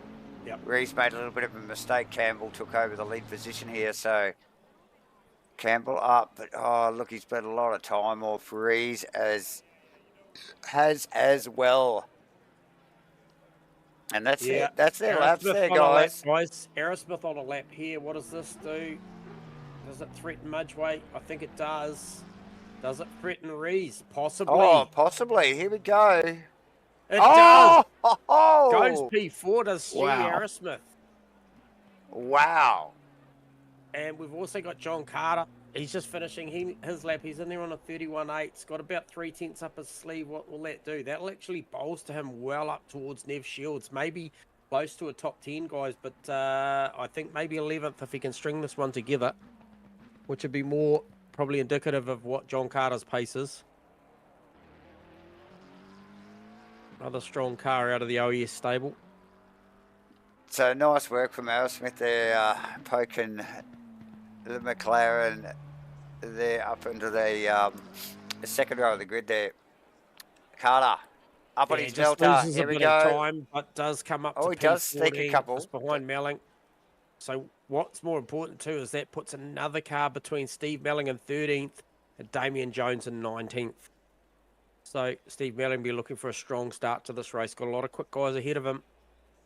Well, just to put a little extra mayo on qualifying for you out there, We love based on that gap between Melling and Jarkus in that qualifying, if the race were to end as it is now, Steve Melling, I believe, would have cut the championship lead back down to maybe 6 points at the most, 4 points, thereabouts. Also, in the pro battle, now Phil Antunes qualified on pole for this one, guys. It looks very strong.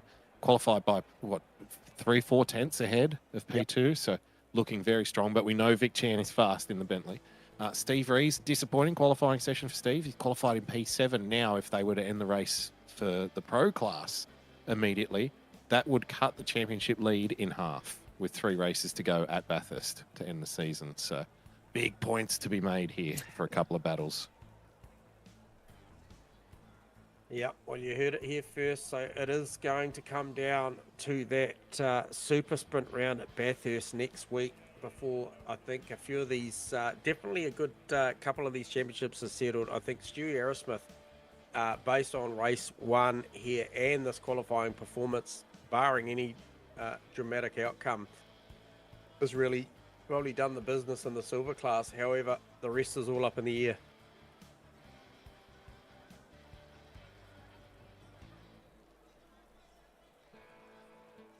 Yeah, so stay tuned, ladies and gentlemen. One more round after Donington here tonight. Bathurst with the super sprint. 3 races. Super sprint and a stream deck, Davo. Oh, mate, and prizes and prizes at the end of the night. But oh, we love that. It's going to be awesome. So yeah, stay tuned. Stay tuned for that. And we will thank the good people at MATCHFIT Entertainment and at Race Command for helping us bring all that to you, ladies and gentlemen. This is Asrnz's 2024 GT3 Series 2. It is round 9 here at a very, very wet Donington here tonight. Qualifying done and dusted for race 2. Boys are sitting on the grid. What do we want? Can we get a points board up just one more time, please, for the viewers? We can just see if we can do that. Have still got 35 seconds before these cars do start their probably around a couple of minute formation lap here, so we can have a quick dissect there, Rusty, based on what we know now with qualifying done and dusted for this one. A little bit more of the conversation around that with Antoon having put around 5 cars between himself and Steve Rees.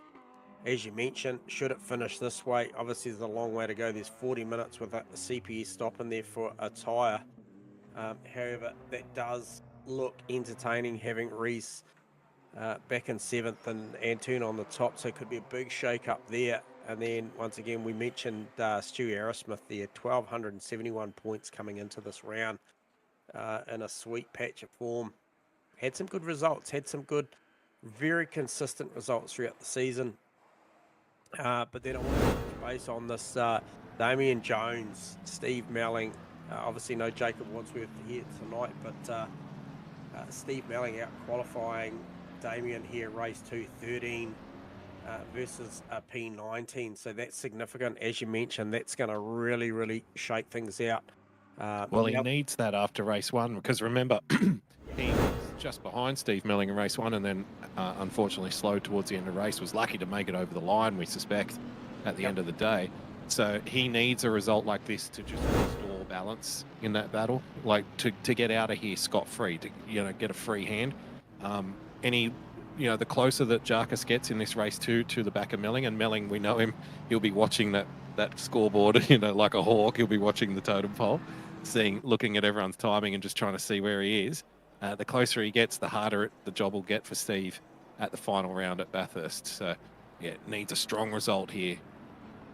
And then also the Phil Turner, Nev Shields battle there, 876 plays 844 coming into this round. I think that's significant, obviously. I think Turner, did he manage to get one up over previous race on Shields? I just can't recall that, but I know it was tight. So that's another significant one there for the AMs. Yep.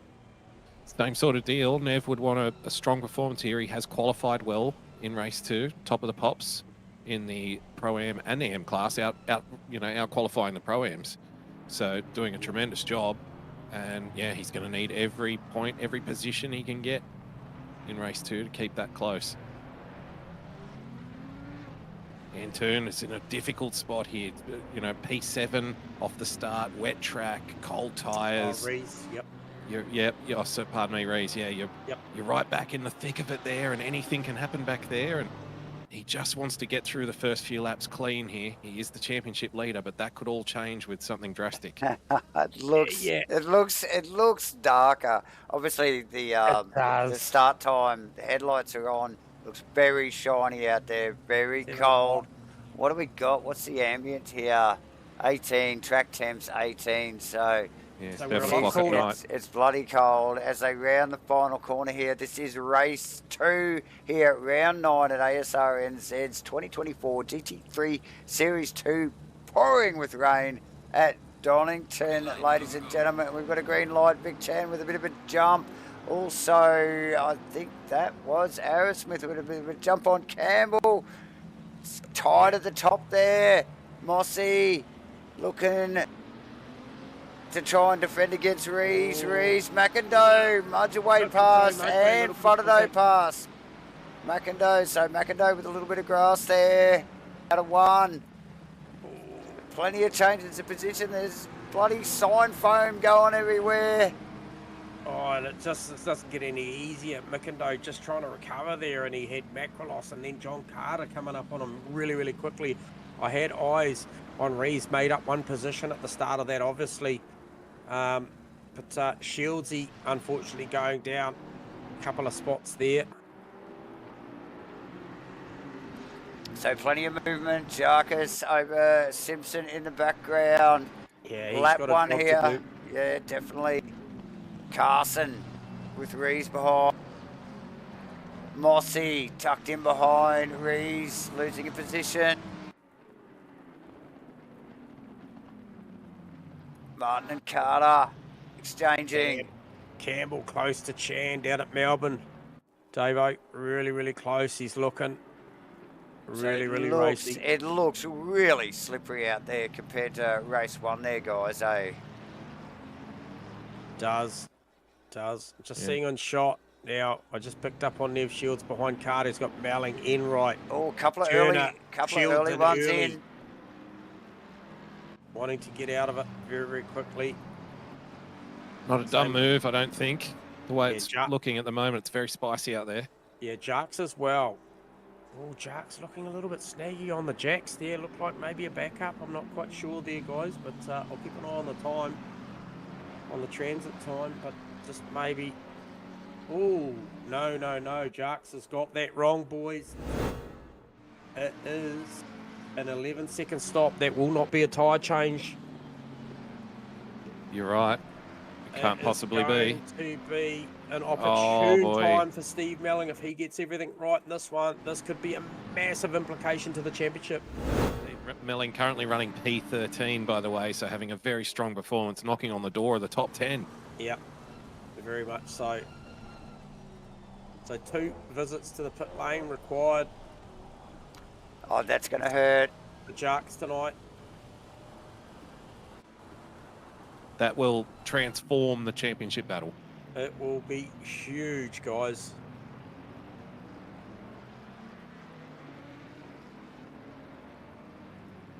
Yep, he's 30 seconds. He's effectively 30 seconds off the back of the pack. Yep. Before a pit stop, like after pit stop equalisation. So Stu Arrowsmith, guys, looking like he deserves to be in this 4th spot right now. Starting to put a bit of heat on Mitchie Campbell. So a lot wetter out there, as you mentioned, Davo. You can clearly visually see it. Yeah, plenty of spray. A lot later at night, during the day, should I say. 7 o'clock at night here. 7 p.m. should I say. It looks very clear here. But Aerosmith had a strong but quiet race 1, would you say? You know, an uneventful race 1, and you know sometimes you like them like that. Well, in these conditions, he hasn't got that same luxury this time, Rusty. at the moment, as Carso working over the back of Aerosmith's McLaren there right now. Yeah, and I just wonder, guys, whether Jordan Moss might have missed the mark on the tyre pressures here. He's in a spot of bother. He's got the Vegemite car right up on him. Oh, plenty of pressure, and that's Faraday, is it? Tucked in behind there. Yeah, and he's just falling off the back of Reese now after losing that position, and I just wonder whether this set of tyres at the start of this race is not quite there pressure-wise, and maybe he might be better. Or as I don't know, look for an outside on the Vegemite car. Can he get a cut back? He's really forced him out wide there, hasn't he, J-Man? But look, I can't see it happening. Interesting, Seth Moss decides to get out of this early. No, loose off the exit. Macrolos in the lane. Smartly.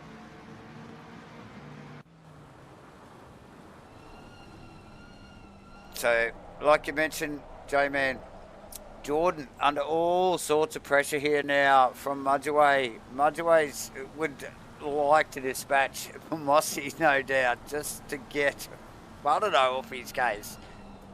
So, and then there's the Mikado car, Davo. The Mikado car was trading times in the intermission with Faraday, and then also just slightly outbetted him in quali. So he had a little bit of a hiccup there on lap 1, and he looked to make good. Now why? Okay, so sorry. So picked up on Aaron Enright dropping a spot here. Yeah, we're just picking that up on the replay now. Loses the position to Turner. Nash tucked in behind now. So that's Turner going to top Am, current series leader. Seems to be able to do too much wrong, does Phil Turner.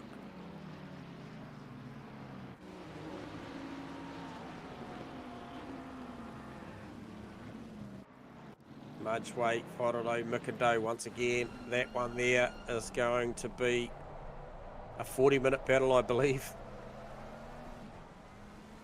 Throwing a bit of Jordan Moss as well. Yeah, look, Geordie, I think it's just probably breathing a sigh of relief that these guys are fighting so hard behind him. Just gives him that little tiny bit of breathing space just to focus on the job at hand. Hopefully those tyres will come up to temp and right in the pits as well. But yeah, Mudgeway, the meat in the sandwich at the moment really. Oh, is it Faraday? I don't know. McIndoe really hasn't caught up on the back of Faraday again, so. Steve Rees with an optimal stop too early this one, boys. Very, very early. 32 seconds, 56. Yeah, 56 seconds outright. It's a very efficient stop. Only car to go better than that right now would be Vaughan Martin and Damien Jones, 32 and 55. So their total transit time just a second quicker than Rees's. So that'll be just maybe the way the car accelerated off the blocks once the car was released off the jacks. So just consider that for Damien Jones too on that battle with Steve Melling. But very, very good stop there for Steve Rees and an option to get himself out early. And if you look at your track map viewers, you will see that the 6 car has a whole bunch of fresh air in front of him. Just a little update in the AM class battle too, guys. Remember, Nev Shields out-qualified Phil Turner by about 4 or 5 positions. Had pitted early, and he's now currently running around. His last lap was a 32.1. The pace you want to check him against is Phil Turner, who's currently running in P12. His last lap was a 32.7. And, so sorry to interrupt, Geordie into the pits there, getting out of that battle, actually, mind you. So yeah, releases Mudgeway, Whānau, Mikando in that one. So might have been a smart ploy because I don't think he was entirely comfortable with that outgoing. So it'd be interesting to get a read from Jordan Moss later in the evening to see whether that was the case, because he got rounded up there after a very, very strong qualifying by Steve Rees, and then very quickly found himself in the clutches of Mark Mudgeway, Shane Whānau and co. So it'd be good strategy here for Jordan Moss to maybe just get this outgoing set at the right pressures. Obviously a lot wetter out there, temperatures are down. Whānau, Mudgeway. Yep. Whānau looking a lot looking better much stronger in race 2, isn't he? Yeah. Yep. Mustang's starting to come alive. yeah, one So of you the can just cars. get on the gas. One Sorry, of the, Dave. look, one of the cars that Whānau was one of the cars that was out in between the 2 races. Yep. To do a little bit of tinkering and see if you can find something else in the car. So yeah, no surprise to see that Mustang with looking like it's got a little bit more grip at the moment. Carso on Asrnz though, he's got plenty to think about. We can go in. Front 2 trading times too, viewers. 1:30.6 was the fastest lap of the race, very quickly eclipsed by Vic Chan with a 30.5. So This is starting to shape out exactly like race 1 was. Phil Antoon had a nice kind of plus 1 second gap. Yep. Chan just whittled away at it. The first phase of the race, the Honda was clearly stronger. Then the Bentley started to, come to the track a little bit and got a little bit, started chipping away at it, pitted early. I wonder if Antoon's going to, maybe, let's say he might stop around. If you're definitely trying to avoid the undercut, you have to kind of go for unders, don't you? You have to pay a little bit more for the privilege. So I wonder if he'll stop maybe with about 21, 22, 23 minutes to go and hope that Chan doesn't stop before him.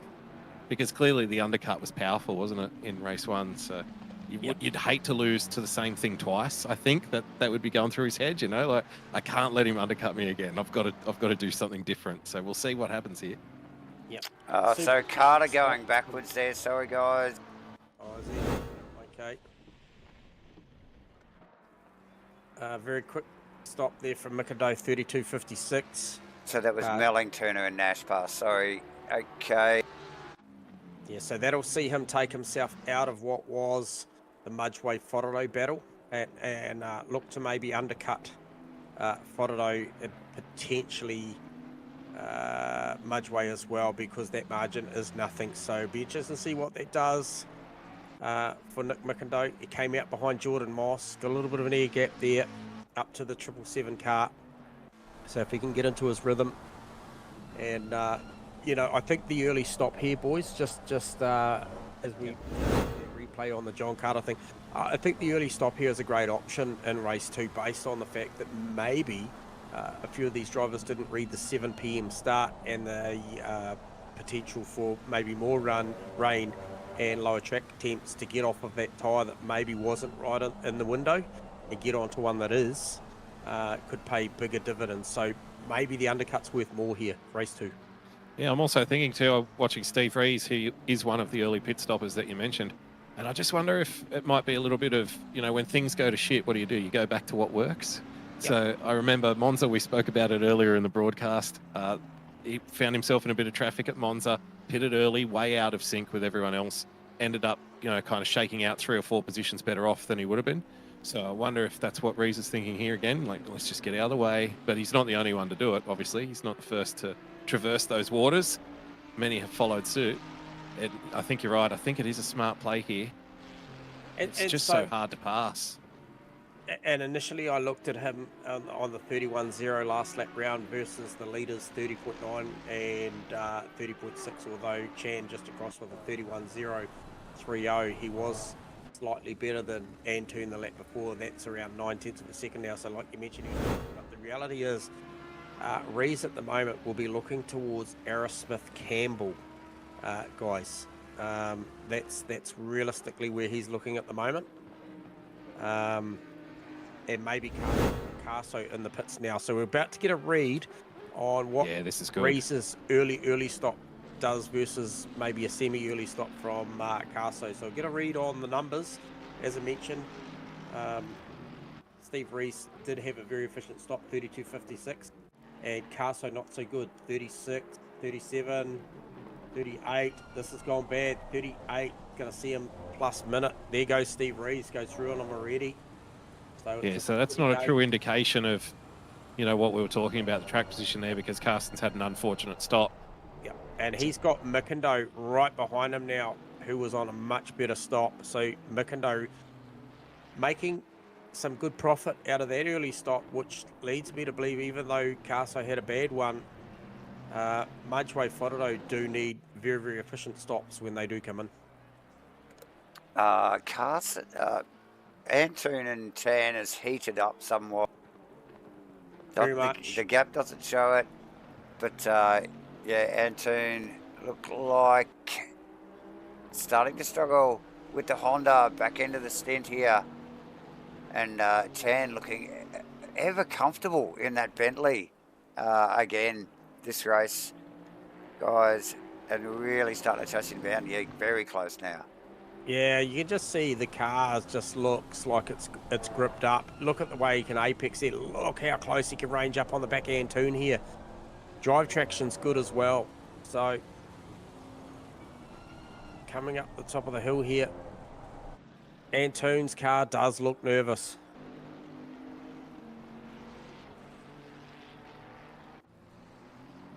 Where's he going to set him up? I'm going to say it's going to be Melbourne. Antoon does get through there nicely, though, this time around. So, is this the moment? Is 25 too early, Rusty? You talked about maybe going at 21, 22. Yeah. Is 25 too early? Oh, I think it's too early. Oh, I don't think so. I think he's tucked up under there now. I think he goes. I think you have to. Otherwise, Chan's going to do it first. Because he's not going to stay too many laps up behind him like that. He's going to do what worked in race one, and that's dive in, get out of the way, get clear air. Steve Melling's pace at the moment, guys, last lap round, a 1:33.147 versus, I would like to say Damien Jones, but he's effectively pulled himself out of this one. Okay. Based on the double stop scenario. So you'd have to argue that realistically, he's going to race against Vaughan Martin, who took an early stop, and he's battling with Aaron Enright. Well, his race now is just get every single position you can and try to minimise the damage, because Melling is having a tremendous race. He is scoring a lot of points here. This could flip the championship battle in Pro-Am. So that's how significant it is. Jarkus just needs to get aggressive and take positions, unfortunately, in these conditions. Yeah, easier said than done. Pretty much. Yeah. Tammy Nash to the lane, guys. So he'll be looking for a good stop here.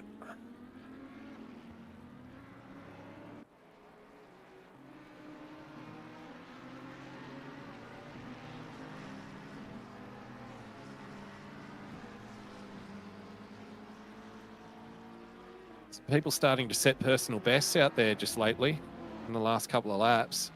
Seeing a lot of green, and just wonder if the conditions are improving. Fastest lap of the race for Rees there, Rusty. There you go, right on cue. Yeah. So just wonder if, tyre pressures are up now for the stoppers. Okay, that's the second time I've seen Antoon fake it towards the pit lane with Tan in tow. Really playing pit chicken. Yeah, he's playing pit chicken. Like so, and Tan unfazed by it. But 7 to 8 tenths, he's probably got enough margin not to fall for it. He's just got a little bit of time. Car looks strong, so he'd be confident with it. Aerosmith in the lane too, boys. There we go. So this is significant. That is I significant. think for Steve Rees, guys. Rees has been running significantly quicker for the last 3 laps than Stewie. So he's looking to leapfrog a few here, Steve Rees. Remember, he was down in about P6 or 7. Antoon leading. Big chuck of points. Big swing in the championship if that were to and a maintain. 35-second stop for Stewie Arrowsmith's not going to help his cause at all. And there goes Steve Rees. All right. So both Carson and Arrowsmith with bad stops.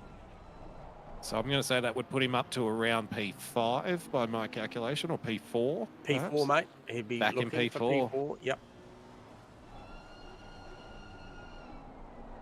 It'll be Still another work to do. P4. That'll be 6 P4s in the last 10 races. I think. 10 in, to the 10 lane. in. Here we go. So he's got Mitch got him Campbell again. And Campbell. Yep. He's got him in first again. Yeah. And Let's it see was if a it good worked. in-lap too.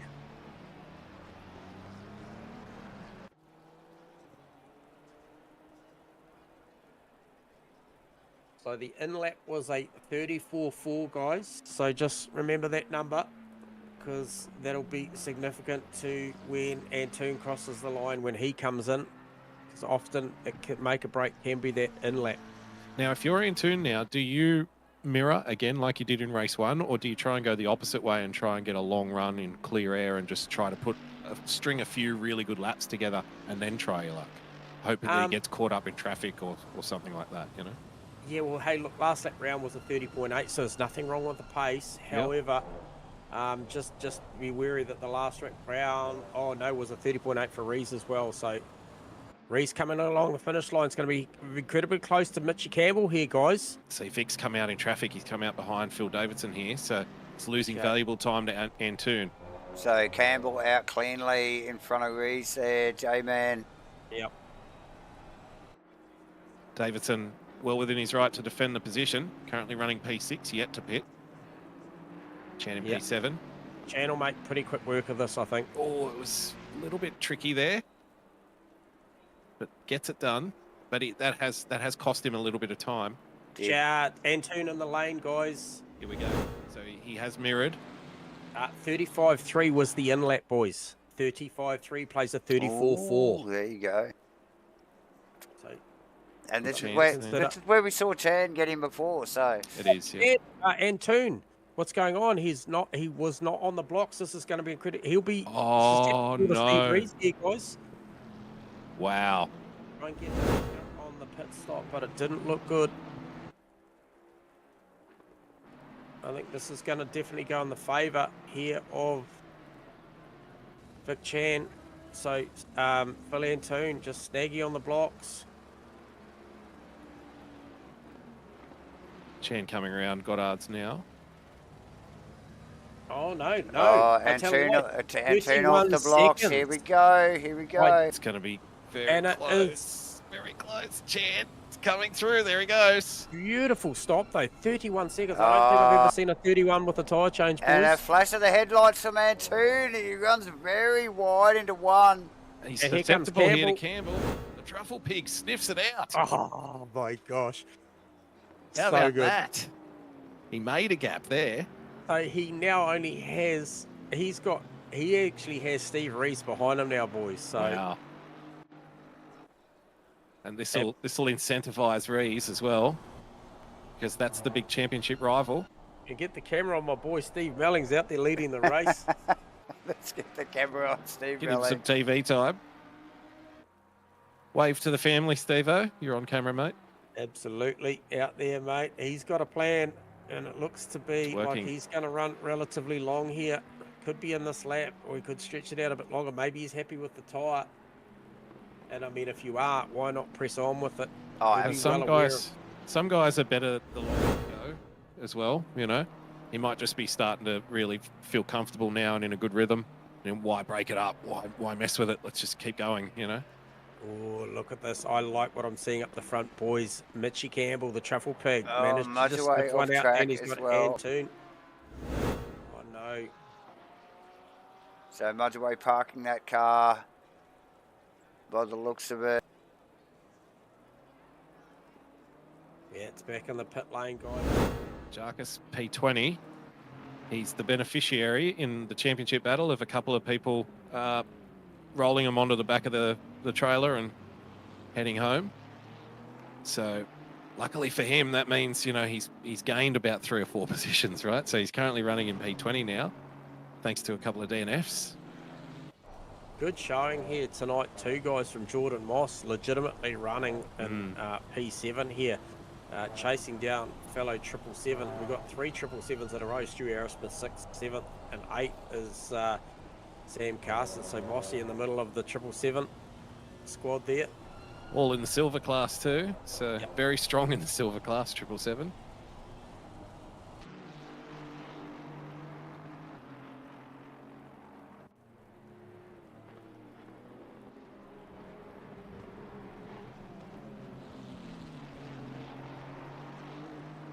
Phil Turner's, JB read my mind. JB read my mind. Phil Turner ranging up on the back of Nev Shields. These two are always at each other. It's been a great season, great battle. Yeah, Nev's really pushed him throughout the season. Phil's had to work for it. He's had to earn it. And he's driven once again. Both these guys have driven fantastically. I think a worthy challenge. I think Nev Shields putting on, as we see Steve Melling does come to the lane, guys, and be interesting to see what this does for Steve-O in there. The in-lap is a 37.4. And like I said, I think you're probably going to find that he's going to play in the fields of somewhere around Martin, Enright, if this all shakes out. Enright coming out of Goddard's now. Melling just coming off the jacks of what was a 34-second stop. So Enright gets him, so does Martin. And so does Nev Shields. So Phil Turner can't be too far away. He rounds him up just before. He slots in between. He slots in between and, Carter there. Yeah. Yep. So what does that mean? Boys there. Rusty. 1, 2, 3, 4, 5. 4 positions between him and Damien Jones. So it's not as bad as it looked for Damien Jones, as John Carter's about to round him up. Yep. Coming right back. Oh, Carter. Very sideways. Line on the outside there. Yeah, Melling got out of it there. Didn't want to get involved. Look, it's still a net gain, but is it enough?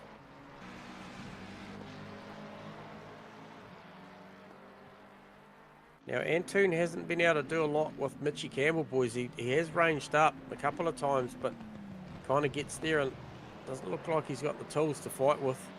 Difference with this race, though, Chan hasn't skipped away as far as you might think. I mean, where Rees is in P4, he can see the leader with, 15 minutes to go in this race. So Carter passed Turner there actually as well. Yeah. Turner must have had a little bit of a issue there. Let's see if we can pick it up on that. Oh yeah, runs very deep into the chicane, gathers it up, but really compromises his run.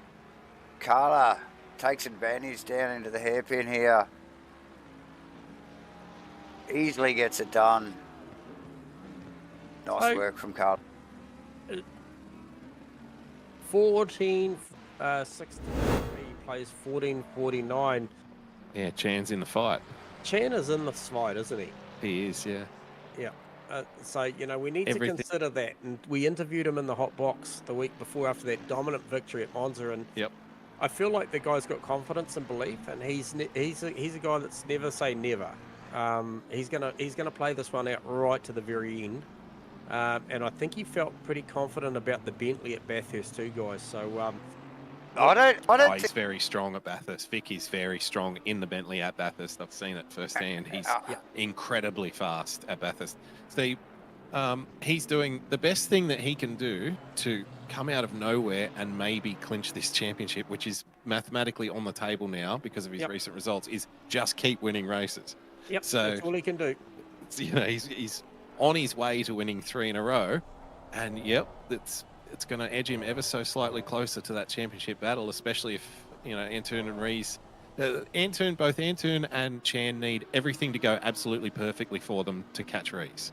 locked for the rest of the season, right? Yeah. And Rees is himself, I mean, he's doing a fantastic job here. Look where he is. He's holding station. He's comfortable in fourth. Pace is good. He's got his championship rival filling up his windshield, which is, if you can't be in front of him, that's probably the best place to be. Yeah. So, you know, it's working okay at the moment. But yeah, Chan is a big chance. On this pace at Bathurst, he will be the hot favourite going into the final round. Yeah, so he really does need this order to stay the way it is in respect of Campbell being the common denominator in there to split that Antoon Rees up as well, give him that little bit of extra spots in there just to help that cause. Yeah, every position is gold here if you're in the championship fights. Speaking of which, I just want to get another quick little update on the Melling Jarkus battle. So you're right, 16th plays 20th. Jarkus is going to come out of tonight with a slight positive for the round. I think he'll just clip Melling for the round victory between those two, which will just ever so slightly extend his championship lead, but not by much. Not by much at all. So it'll be game on at Bathurst for them as well. Yeah, Melling looked to put a bit of heat at the moment on Turner. I don't know what that does to the mathematical equation and how again, much... every position's gold. There was only 10 points separating them at the start of the night, so that's only, effectively 5 positions over the course of 2 races that we've had tonight. So I think he's going to be -1 to Jarkus, which means he'll be 2 points further in front. So not a lot. Yep.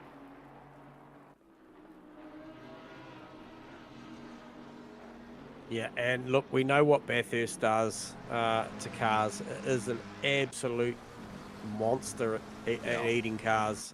You've got to be so calculated. Jordan Moss Oh, dear. allowing Carso pass. Okay. So Is that to go and engage in the fight for the silver? Although, you wouldn't think so. oh, he's because- let Fotado. Oh, he's letting Fotado. I don't think he's see letting any him. letting going on. I'm not sure about that. I don't was think a there's too let. much let in this process, but Carson was a let. I can tell you, I don't think Moss is planning to race at Bathurst, so I think that would have been a genuine team, let the teammate go through. I don't think he wanted Shano to go through with him, but he has. Yeah, So, sneaky monkey. He's got in there. Another battle heating up is Melling on Turner as well, down into the same corner here. So Melling working hard. Plenty going on. Carter and Martin as well. Guys. yeah, it's a good just got tight few battle. little packs. Oh, Carter ranging up really close at Goddard's there. Antoon starting to put a heat back on Mitchie Campbell in recent time as well. So a little bit of ebb and flow there. Fotado looking much better in race 2. Currently running P7, putting pressure on Sam Carson, who he and Arrowsmith have just been line astern these 2 races. Been very strong. Both finishing in the top 6 for silver class is pretty impressive. And yeah, Fotado much quicker, much more comfortable in race 2, I think. Melling Oh, starting to put Turner. some big pressure on Turner now. Turner a little bit deep at the bottom of the hill there. It's getting very dark out there now. Yeah, lights are ablaze. And Toon on Campbell into the final corner. It is getting very dark, isn't it? Yep. Rain Well, continues. Martin's in trouble here with Carter. Big trouble. So they come up to the looking for the S's. inside. We saw Martin try to turn Oh. for race 1, because remember that's where he had a touch in race 1 with Brimblecombe, I think it was. Yep, in the it exact was. same scenario. He got well out of it that time. Well done.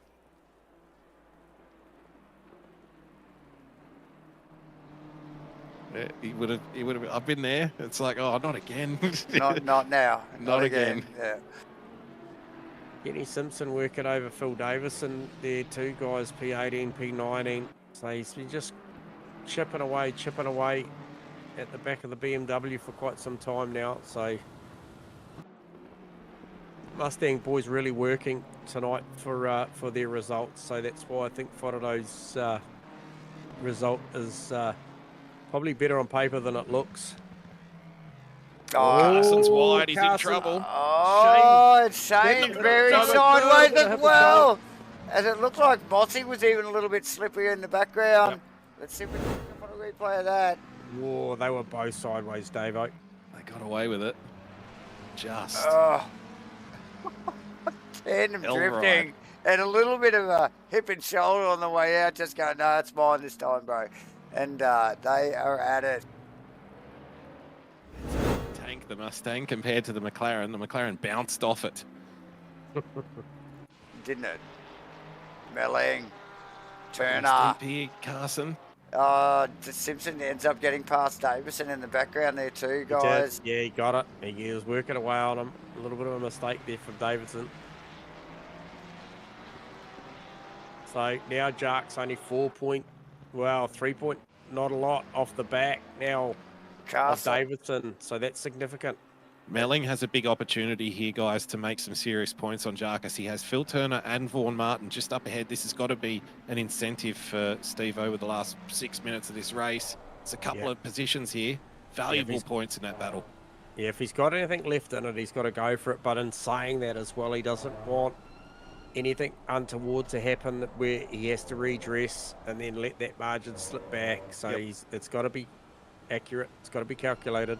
And they're catching Martin as well in the process there. So with only 6 minutes to go here, this is shaping up to be the usual hectic finish we would expect here. Davo, strong race for Nev Shields. He's currently running P12 in the AM class. That's sensational. Yeah, that's an absolute clinic as Kenny Simpson just steps wide. It's the front two, second and third go through. I was going to mention also that good showing here from Mcindoe and Macrolos to be inside the 10, 9 and 10 respectfully as Nick Mcindoe cost us. So good strong race for both those cars in race 2.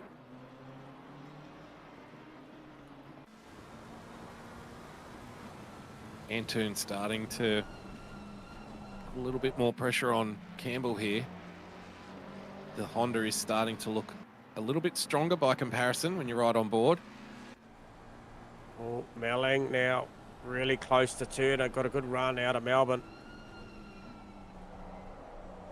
He wants this position. Turner deep. Once again, Turner deep again. It's 2 corners in a row where he's just pushed the brakes a little hard. He'll have a big look here. Good run.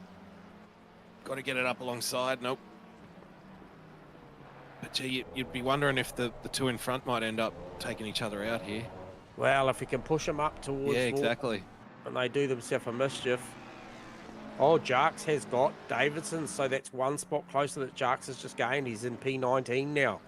So there's only 2 cars separating Steve Melling and Damien Jones. So once again, another step in the right direction for Damien Jones. If you don't think he doesn't know what's going on in this championship, you've got nothing coming, because he does. He definitely does. As we see Martin making a couple of unforced errors in front of Melling and Turner as well. So that has really bunched that lot up.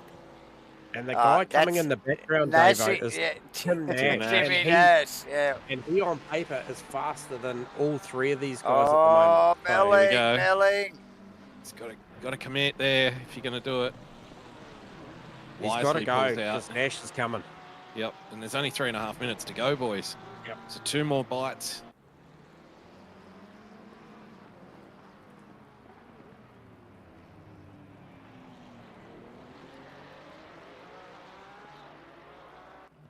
Yeah.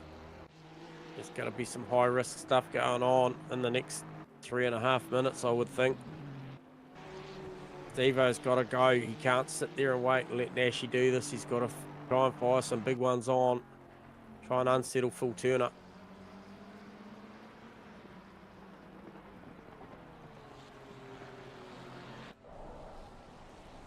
Oh, working hard at the wheel is Belling. We did pick up on the in-car. Antoon actually putting a lot of pressure on Campbell. We might just sneak over and have a look what's going on there. They're very good through the Fogarty. Oh, Turner's off. Oh. Big mistake. Manages to hold it, though. He does. but he's under all sorts of pressure now, and that's just allowed Nash even further into the conversation. 4/10 behind the battle. That Porsche is so good out of the hairpins as well compared to the Mustang in front. He'll be right on the back of Steve-O as they come over the start-finish line, I'd wager. Yep. Track cuts could be a factor here too, which is probably Always. negating how hard they can attack these Fogarty S's. Oh, Malling with a good run that time. 227 with a drive-through. Who was that? That is Damien Jones. Oh, wow. That's going to give one more spot back to Malling. It's going to put Jones back down to 20th. Although that might be negated by Tim Nash if he can get there. Although Malling is pressuring Phil Turner now. Tucked up right under there with only a minute 47 to go. Antoon also looking to try and make bank late in the piece here on Mitchie Campbell. Mitchie Campbell's just been solid tonight. Oh, as I mentioned it, he just runs it deep out of the Fogarty S. It's going to give Antoon a big look down to Melbourne. He's to just keep it nice and square. Honda gets off that corner beautifully too. Shows him the nose on the inside line all the way up. Oh, Campbell covers too, doesn't he? Yep. This will be the last lap. And Chan on an absolute clinic 2 weeks in a row. Really found something in this Bentley of late. Here's his chance. I feel Antoon here, right here. Right now, around the outside, over under. Big look on the outside there. Campbell Just again a having group to out there. cover, giving him the space. Compromises both their runs, but they run down the hill. Very overcast now, very late in the day. Yeah, Carso coming hard at Fotolo too, as well on this last lap. This will be the one, be the lap that he's probably been the closest I've seen him.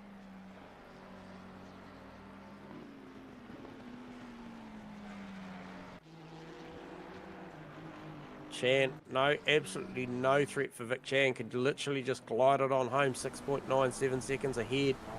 No such love for Mitchie Campbell, though. He's got Antoon hot on his heels. That'll be 3 races in a row. Vic Chan, as we mentioned, just inserting himself back into the championship conversation as if it couldn't get any more exciting towards the end of the year. Bathurst to come. Yep, and I think Mitchie Campbell maybe had a couple of track cuts up his sleeve because he really ran a pretty aggressive line through the Fogarty S's that time. Strategic cuts, they're good to have. Yep, as we see Chan round the final corner to take 2 victories in a row tonight. As you mentioned, 3 in a row, 3 on the trot over Mitchie Campbell, over Phil Antoon, Steve Rees, safe set of hands, P4, Stu Aerosmith comfortably in P5. Fotado defending as we speak, as we see Carson range to the outside. Can he get a cutback here? Just gives him a little bit of a through the middle of Goddard's. Gets out of there. Status quo for Fotado and Carso. That's 6th and 7th. Jordan Moss rounds the line. P8. Mickindo, like I mentioned, solid P9 tonight Good over race. Costas. Oh, and Melling did get Turner. That is Shields. significant, guys. Shields under pressure here. He is. He's got Carter all over him. If he can hang on to P12, he's going to run deep. Oh, Carter is runs very wide. Slingshot gonna it out of away there. with it. Oh, and in the background, Jarks just managed to. Oh no, he didn't. Davison gets back around him. That position just changed on the final corner and changed back. So that will see 1, 2, 3, 4 cars between himself and Melling. So Melling across for P15. Behind Vaughan Martin, over Phil Turner, Timmy Nash, Kenny Simpson, Phil Davison, Damien Jones rounds out the 20. What a fantastic result. Pretty clear cut, other than the fact that I'm not sure what the overall is, guys. But I think Mitch Campbell would be 3rd, I believe. Antoon 2nd and Chan 1st for the round. Right, That's what I've got. We'll go off the podium and we'll congratulate them respectfully on the round results there. Because I think it is your top 3 anyway, right? That's right, yep. So, here is he, Maverick. Mav, you got us on comms? G'day guys. Oh, wet out there, mate. A little bit. Yeah. Talk to Just us, a little. mate. Talk to us about that tonight. Obviously, a solid night, mate, making inroads into Steve Rees's lead. But just give us an insight to how hard that was out there tonight. It wasn't too bad. The damp track was still pretty good. I just stuffed up both my strategies basically. So the first race, I don't know why, I had a full tank, and I was pretty slow at the beginning, and then it didn't even occur to me just to do a half race pit stop, because I'm just so used to the dry races where you go all the way. Yep. And then the pit stop was pretty good. Vic was all over me, putting a bit of stress on me. I think I had 3 track cuts before he even pit, so I was pretty ginger through that last chicane. Second race was going fine. I kind of learned some lessons from the first race, but when I went into the pit, the engine didn't turn off. So I lost probably like, I don't know, maybe 2 seconds. Yeah. Well, can I just touch base on that, Mav? Because I couldn't work it out, and I said to the guys live on the comms, I said it looks like Phil's cars missed the blocks or something, because it looked like it went back forward. It could have been a game glitch. However, that would be the first 31-second tyre stop we've seen all season. So albeit you think it was bad, it was the fastest stationary time and outright trundle time we've seen all season, Mav. So I don't know. I don't know quite how that works, but that is the quickest time we've seen all season for a tyre change. It must have had a glitch or something. But yeah, I probably lost at least 2 seconds, I reckon, and then I came out and Vic was right there again. Yeah. So other than that, it was okay. Had a few game glitches where the server was just pausing for a second or two, which scares the shit out of you when you're trying to brake and you don't know if you're going to hit the guy in front. I don't know if that was my issue or what it was. Somebody was joining, no idea, but happened about 3 or 4 times during the race. Yeah, we probably lost 3 or 4 guys throughout the night, mate. So that could have been a factor. Now, just before we let you go as well, obviously, you know, you did make some inroads. Probably not as many as you would have liked. I think that was looking promising going into Q2 with Rees being down there in P7 and yourself on the top spot. However, racing's racing. But was that a reach for the toolbox in the intermission, Mav? That's probably not something commonly would see you do. Maybe the conditions inspired it, but was that a reach for the toolbox with a few practice laps in between race 1 and 2? Yeah, I was just trying a setup for the chicane. I don't know why, but with a full tank, the Honda's pretty crap over the curbs. Yep. I mean, you can see the difference between a quali lap and a race lap. I think Vic's quali lap and race pace was only about 2/10 difference. Mine's about 5 or 6 tenths sometimes. Yeah. Some might say the Honda's crap in general, but you make it look good, mate. But I don't know why I'm using it for the next league, but yeah, it's good and bad. It's good and bad. You know, it's really good for tracks that don't have much curbs. Yeah, you make it work for sure. Yeah, it's good fun driving it. Can't complain. Yep. Sucker for punishment, mate. It is going to come down. Yeah, it is going to come down to the super sprint at Bathurst. No doubt, man, for sure. You know, anything can happen, and mate, you're still well on the hunt. I feel like Vic Stappen has gone and put his hand in there and said, mate, I want to play a part of this. So yeah, he's back in it now. Yeah, I'm sure you're watching with interest as well. So it's certainly fascinating for us, mate. You did a stellar job again tonight, and it was an epic battle between yourself and Vic, especially during the pitch stop exchanges. A little bit of, I think, what did you call it, Rusty? Was it pit stop chicken?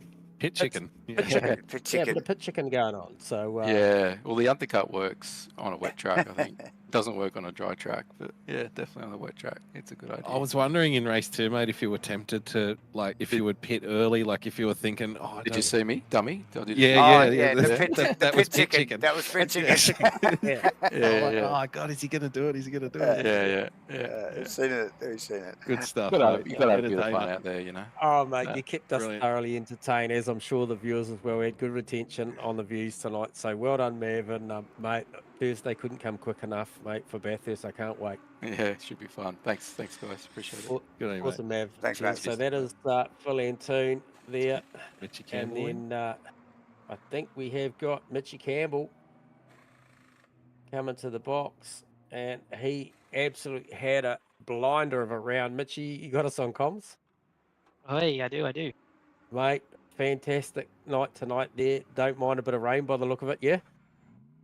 Yeah, I mean, last season at Indianapolis with Ethan, I had a really cracking race until the internet gods ruined that. But yeah, I seem to go all right in the rain. I think it just levels everyone out, and it's a bit more of a level playing field. So yeah, capitalized on that in race 1. I made a couple positions, I think, got a P3, and then another P3. So yeah, genuine pace with the other guys. Just couldn't catch them, but mate, 2 P3s, I'll take it. You make it sound so casual, mate. Like you were pretty clean and pretty quiet for a lot of those races, but there was a couple of moves there around the outside. You were having a crack, entertaining us. So good to see, as always, mate, as you do. So That was I think it was Mav behind me. He was pressuring me. I think the best part of that whole race. I think he went wide coming out of the pits, so he tried to squeeze me, but I got through. Luckily, I wouldn't have caught him if he stayed in front. But yeah, he was pressuring me that whole race. So but it's just a really consistent drive, clean drive on my part for the most part. So yeah, really happy. Yeah, good stuff, Mitchy. And that was a beautiful pass. I think the momentum that you carried through Redgate and then down through the Craner curves, and you just held your nerve to hold that inside line and sweep down the inside, keep the momentum. That was a beautiful pass. But I think race 1, I think once you see the replay, the move that you did, was that on Steve Rees, that one? Just trying to pick up who that was. It was another. I think it might have been Jamie lap 1. It was a bit of a dive bomb, but I wasn't meaning to. Made it stick. I picked it. Yeah, lucky I was on the anchors. Lucky I pulled it up, but that was pure luck. That was not planned by any means. I apologize on the chat because it would have come across as a bit of a dive bomb, but I got lucky. It was no contact made, so Nah, good stuff, mate. really good round. Loved it.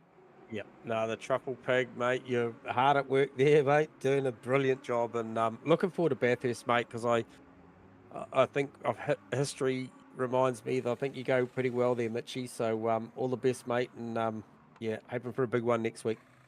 Cheers, boys. Looking forward to it. Cheers, Mitchy. All right, and look, we might bring this guy down, Rusty, and as we introduce him, I'm sure he's got his mic live. What's the stats on this guy of late, Rusty? Hey, boys. Vic Chan, congratulations. We're just going to touch base on cleaned up the last 3 races, mate. Definitively at Monza, comfortably, and then really did it out on track tonight, mate. Like 100% got out qualified there, and then put 2 fantastic race performances together, mate. You got to be feeling confident going into Bathurst. Yeah, I think the weight affected Mav there with the Honda in the race pace. He's definitely got some hectic 1 lap pace. Couldn't better him on the 1 lap pace, but in the race it seems the Bentley's felt hooked up, which is odd because it's normally never like that in the Yeah, 100%. But no, we were watching with intent tonight, and just we were talking just previously to Mav about what I think Rusty has now come up with an abbreviation as pit chicken. He was giving you some pit chicken, trying to fake you into the lane there. Were you pretty awake for that? I wasn't sure what he was doing there. I thought he was just trying to get me out of his slipstream. Yeah, very much so. The undercut worked fantastic tonight, Vic, and you're 3 from 3. You've won the last 3 races. Just to put a little bit more pressure on you, you're still mathematically in the hunt, believe it or not, going into Bathurst, where we know you're very, very quick at Bathurst, and you're going to have a very strong Bentley underneath you. Yeah, it should be fun. I usually always finish strong at the end of the season, eh? Yeah, well, that's the best time. You know, you don't want to peak too early, so you are saving your best for last. And yeah, I had a lot of bad luck. To be fair, at Kailami, I got taken out by Ken. And Snetterton, I just didn't care. Yeah, that's clearly the one showing up. I think that race 1 and race 2, the 22nd, 22nd, yeah. and the 11th. I mean, had those results gone slightly more towards the trend that you'd shown previously throughout the season, just looking at your results, previous worst was a 13th at the Kyalami. Yeah. Yeah, so you're still in the hunt, and talking to you this time last week in the box, I felt like I said to the boys earlier, felt like you had some confidence and had some belief, and I can't help but feel like maybe there's a little bit more belief creeping in now, that you're going to go out there and, like Rusty mentioned during the stream, mate, all you can do right now is win races, and that's what you're doing. So mad respect and super, super clinical performances in the last 3 races, Vic. Well done. Yeah, cheers, guys. Definitely wasn't expecting it, but I'll take it. Good on you, mate. Keep it going. Awesome, Thanks, Vic. mate. Good talking to you, mate. Cheers. Cheers. Yeah, Well, boys. nice work from Vic there. Masterclass. Yeah, got it over Phil there early, like you said, pipped in qualifying, but yeah, made it work when it counted. And yeah, what a great couple of races we've had here tonight. Round 9, the penultimate round for the season here for Asrnz's 2024 GT3 Series 2. Pouring rain at Donington. We love it, boys. We've really enjoyed it, but we've got a couple more things to do. We've got to give away some shit quickly and thank, obviously, MatchFit Entertainment and Race Command for supporting the series as we go into Bathurst next week. But what we are going to do right now, quickly, we are going to this little thing going on, and we're going to give away some stuff. Rusty and J-Man, who wants to spin the wheel first? Boys. I'll go on. I'll spin the name because I want Rusty to spin 100. Okay, Rusty, Let's you'll do go. a hundo. Okay, Let's go. Couple of pineapples. let's go. Couple of pineapples from Rusty. Here we go. I can feel J-Man just Cha-ching. ka-ching. Can hear cash registers opening all over the And world. there it is. Beautiful. So, J-Man will be stoked with that. As we okay, and He's not going to ask me that again, is he? no, well, he's not. He's gone quiet, Rusty. He's gone quiet. But the Still most gonna ask the missus if she's got a spare 50. yeah, the most important bit is like who the bloody hell is it going to go to tonight? As J-Man. Hopefully J-Man, someone that was are you here still today. conscious? Are you still conscious? I'm just collecting my coins. Hang on.